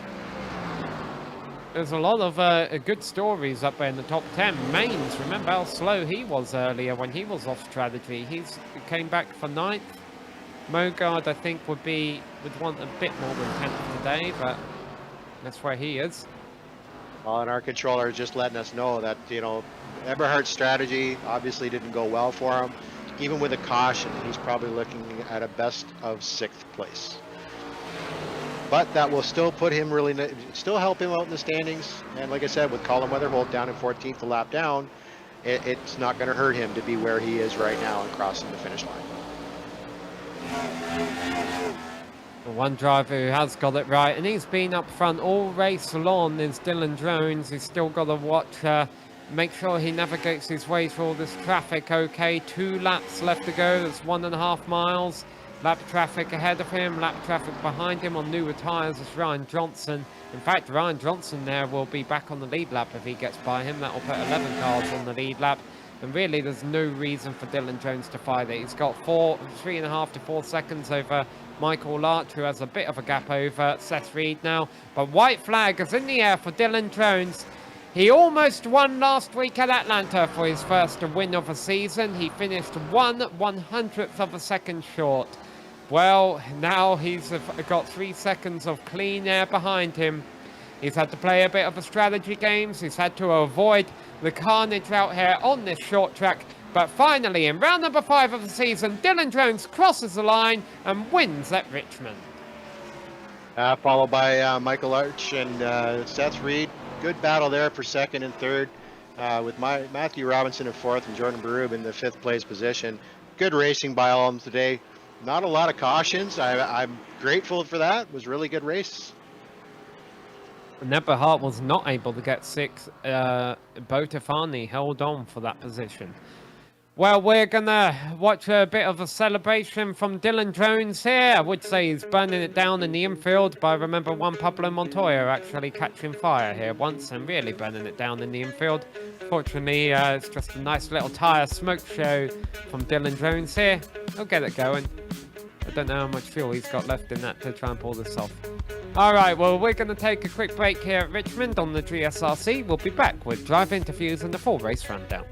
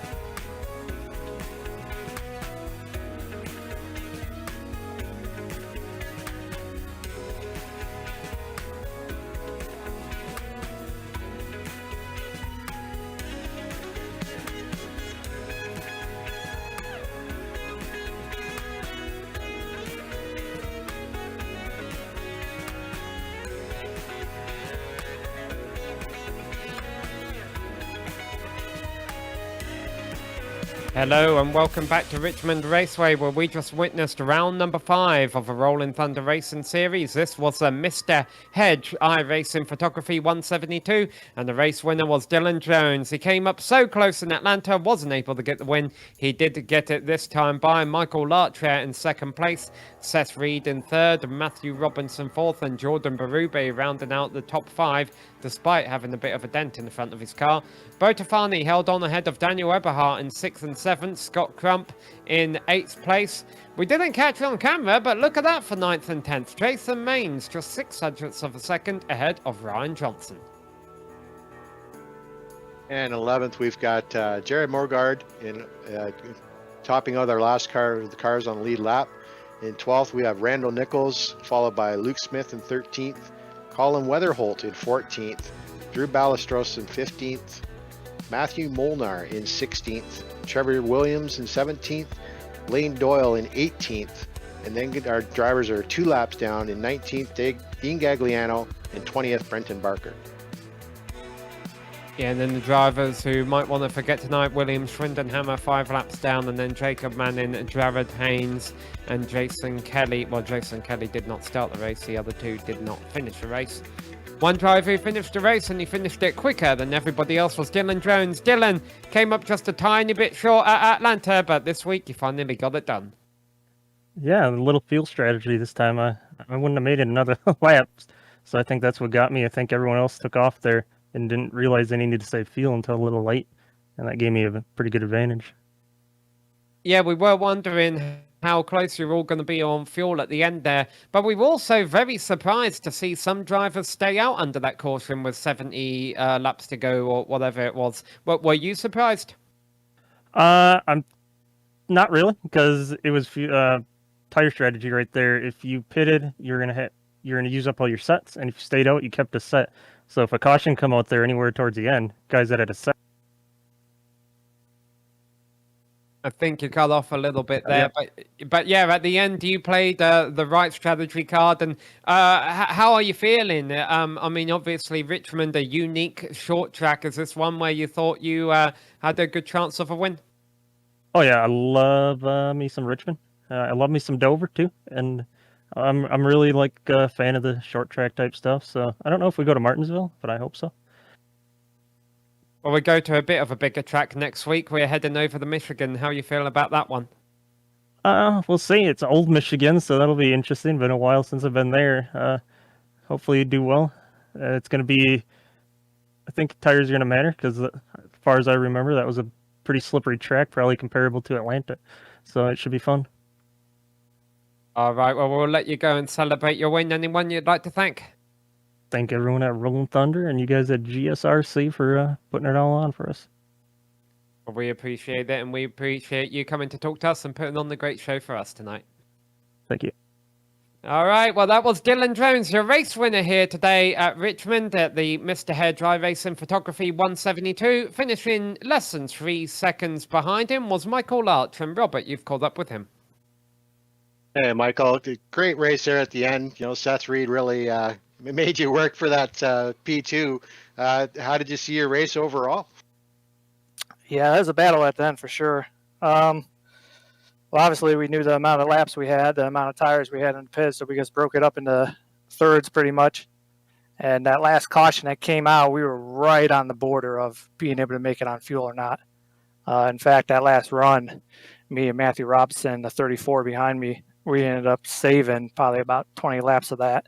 And I think those guys in front of us, Seth Reed and Dylan Jones as well, had to save a little bit, but Dylan was able to go down pit road a lap after we did and probably have a little bit more, but definitely a battle, and taking care of the tires was a challenge. Now, had a caution come out and you guys had to run the extra laps, say, or maybe a green, white checkered, would you have had enough fuel to keep your position and make that run? That's tough to say. I think if the caution came out, we definitely would have been clutching it around, trying to save as much as we could. We possibly could have had enough for one green, white checkered there, maybe at the end. I know Matthew behind me ran out coming across the line. I still had another lap and a half to go, so could have made it, but it would have been a stretch. Well, we get off the short track next round and going to Michigan Legacy. How do you see yourself setting up in there? It should be pretty decent there. Really high speed track there again. I don't know yet if it's going to be kind of high side or middle. I know you can run the bottom, but you don't want to run the very bottom. It's kind of flat down there, so you'll get loose. But should be a good race. These guys in this league are just doing an awesome job, racing hard but being respectful. It's been clean throughout the year, and it's fun. Yeah, we've seen some great racing from all of you. Good battle there with Reed. Congratulations on the P2. Anybody you'd like to thank before we let you go? Yeah, I just want to thank Cleveland Wraps on board for my sponsor. Go check them out at clevelandwraps.com. You guys up in the booth, you guys have got to be the best broadcast booth out there. You guys are calling these races outstanding. It's a joy to go back and watch. And then Justin Rideout and everything he's doing with this league. It's a blast in here. So you guys watching, you guys want to get in a good competitive league where drivers are respectful, having fun, hard racing, come check us out at rollingthunderracingseries.com and join on. Oh, once again, thank you, Michael. Congratulations on the P2 and look forward to seeing you in Michigan. Thanks, guys. And that's our P2 winner, Michael Larch. And I believe Samuel has caught up with our third place, Seth Reed. Yeah, Seth Reed finishing just 3.5 seconds back of Dylan Jones. Seth, how are you feeling after, you led some of the race, but I'm sure you still got to be happy with third? Yeah, I'm pretty happy. It was literally the exact same scenario as Atlanta last week, where caution came out right outside the fuel window, so you had to conserve a little bit, and I think I finished where my performance was tonight. I don't think I had anything for Dylan. If I didn't mess up there, conserving fuel and missing my gauges or missing my switches to turn the engine back on, I think I could have given him more run for his money, but had to settle in and just make it to the end pretty much. Yeah, so can you talk about that final stint? Because if I recall, I believe you were leading at the start of that last stint, and then they ran you down in the long run. We all pitted, hoping there wouldn't be another caution for tires, and I was able to get through traffic a lot better than Scott and Dylan had the EOL there.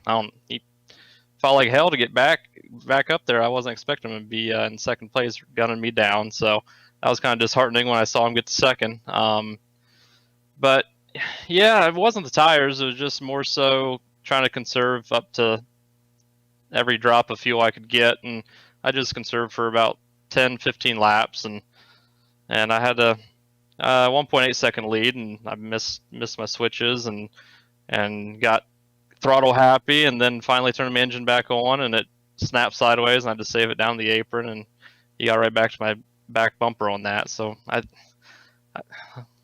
hindsight, I could have done that better, and I think I would have had a lot better chance. I feel like I could have held him off because it would take him a little bit to catch me. But good points today, I guess. Gen 4, we can bring that terminology back up. Didn't have any incidents, so I think I gained ground on most people. There's a lot of people dropping out with adversity, I guess you could say, here tonight. So it was just survive and try to finish top 5. I'd almost forgotten about Dylan Jones' penalty. I can understand how that would be disheartening when you saw him there right behind you. Well, we're heading off to Michigan next week. How are you feeling about that track? You got a good place here at the short track tonight. Do you prefer these shorter tracks, or do you like the larger ones? I mostly like the 1.5 mile, 2 mile tracks. I'm honestly not too good at short tracks. I put a lot of time in this week and was just trying to get to top 6 speed, and I finally found something. So it's just hard to pass out there. But yeah, I'm definitely looking forward to next week. These cars are a lot like Xfinity cars, just with more horsepower, so more throttle control. And last league I was in, I won Michigan pretty much every time, so I'm looking forward to it. But these Gen 4 cars, I'm still adapting to them. I haven't really ran them up until this league, so a lot throttle control and patience, and I'm trying to unbreak old habits and adapt to this car. So hopefully Michigan goes well. Hopefully I can keep the tires under it and find the line and can actually be the top dog with people chasing me instead of looking in the mirror and seeing people catching me and going past me because of strategies. So I'm definitely looking forward to next week. Well, you finished third tonight, and you're saying you're kind of new to this car and not a big fan, not always having the best record at this track. So if you're going to get better, I think the other drivers will start to get worried. That being said, Seth, before we let you go here, is there anyone you'd like to thank? Yeah, first off, Silverback. They came on board. I was in the SRN league last year, and the league owner has a tax solutions company, Silverback, and he came on board. And I haven't been able to give him the results I've been wanting to this year. Hopefully, I can string together a couple top threes in a row, so I can get them some airtime. But Sean Griffin, love that you're sponsoring me. I want to try to represent you as well as I can. Justin, for organizing this league, he puts a lot of pride into this. And it shows. And it's a great league to run in, and he does. He was my team owner, so I know how he is with structure and integrity, and he runs this league really well. And then you guys broadcasters, you guys do a whale of a job. Everyone at GSRC put on a good show for us, and I can't wait to look back on it each week on the races after the race and see your guys' excitement and calling the race and whatnot. All right. Well, thanks for coming to talk to us, Seth, and we wish you the best of luck at Michigan. Thanks, guys. All right. That was Seth Reed finishing third. Well, 5 races into this 20-round season. We are through our first quarter and a different winner every single race, Robert. Yeah, it's been exciting. It's been really exciting, and I can't see it letting up at all, especially coming into Michigan Legacy Track. Definitely going to be. These guys have put on a show every single race. They've shown respect. They've shown they're not afraid to put the elbows out. But looking forward to Michigan to see what everybody's got underneath them. Yeah, and again, I think the thing I've liked most about the series is seeing some kind of old school, calling 2000 old school, NASCAR racing out there with these cars. You know, Atlanta's had close finishes, Richmond has had exciting racing, and so now we're going to Michigan, which is high speed, so who knows what we're going to see there. Well, we would like to thank all of our competitors and organisers in the Rolling Thunder Racing Series for putting on today's event and giving us a fantastic show. Thanks to the companies that provide the software and hardware for our broadcasts, and there you can see those listed on your screen. Additional thanks to June Lalonde, who provides us with our wonderful music. Check out her Bandcamp for more awesome work. Thanks to the team today, Robert, Joe, and Dougie. If you'd like to find out more about GSRC, you can check us out at globalsimracingchannel.com or through our social media, which you can see listed on your screen. Also, please check out our merchandise store, which is gsrc.storemv.com. We have a link in the description below. Don't forget to subscribe to our YouTube channel as well, so you don't miss another moment here on GSRC. Our next race for this series will be the same time next Sunday as we head to Michigan. We also have upcoming races for our other series listed on your screen, so check those out and mark them down on your calendar. But until next time, race clean, race hard. Hey, I'm in that series that's on the TV, and we'll see you on the track.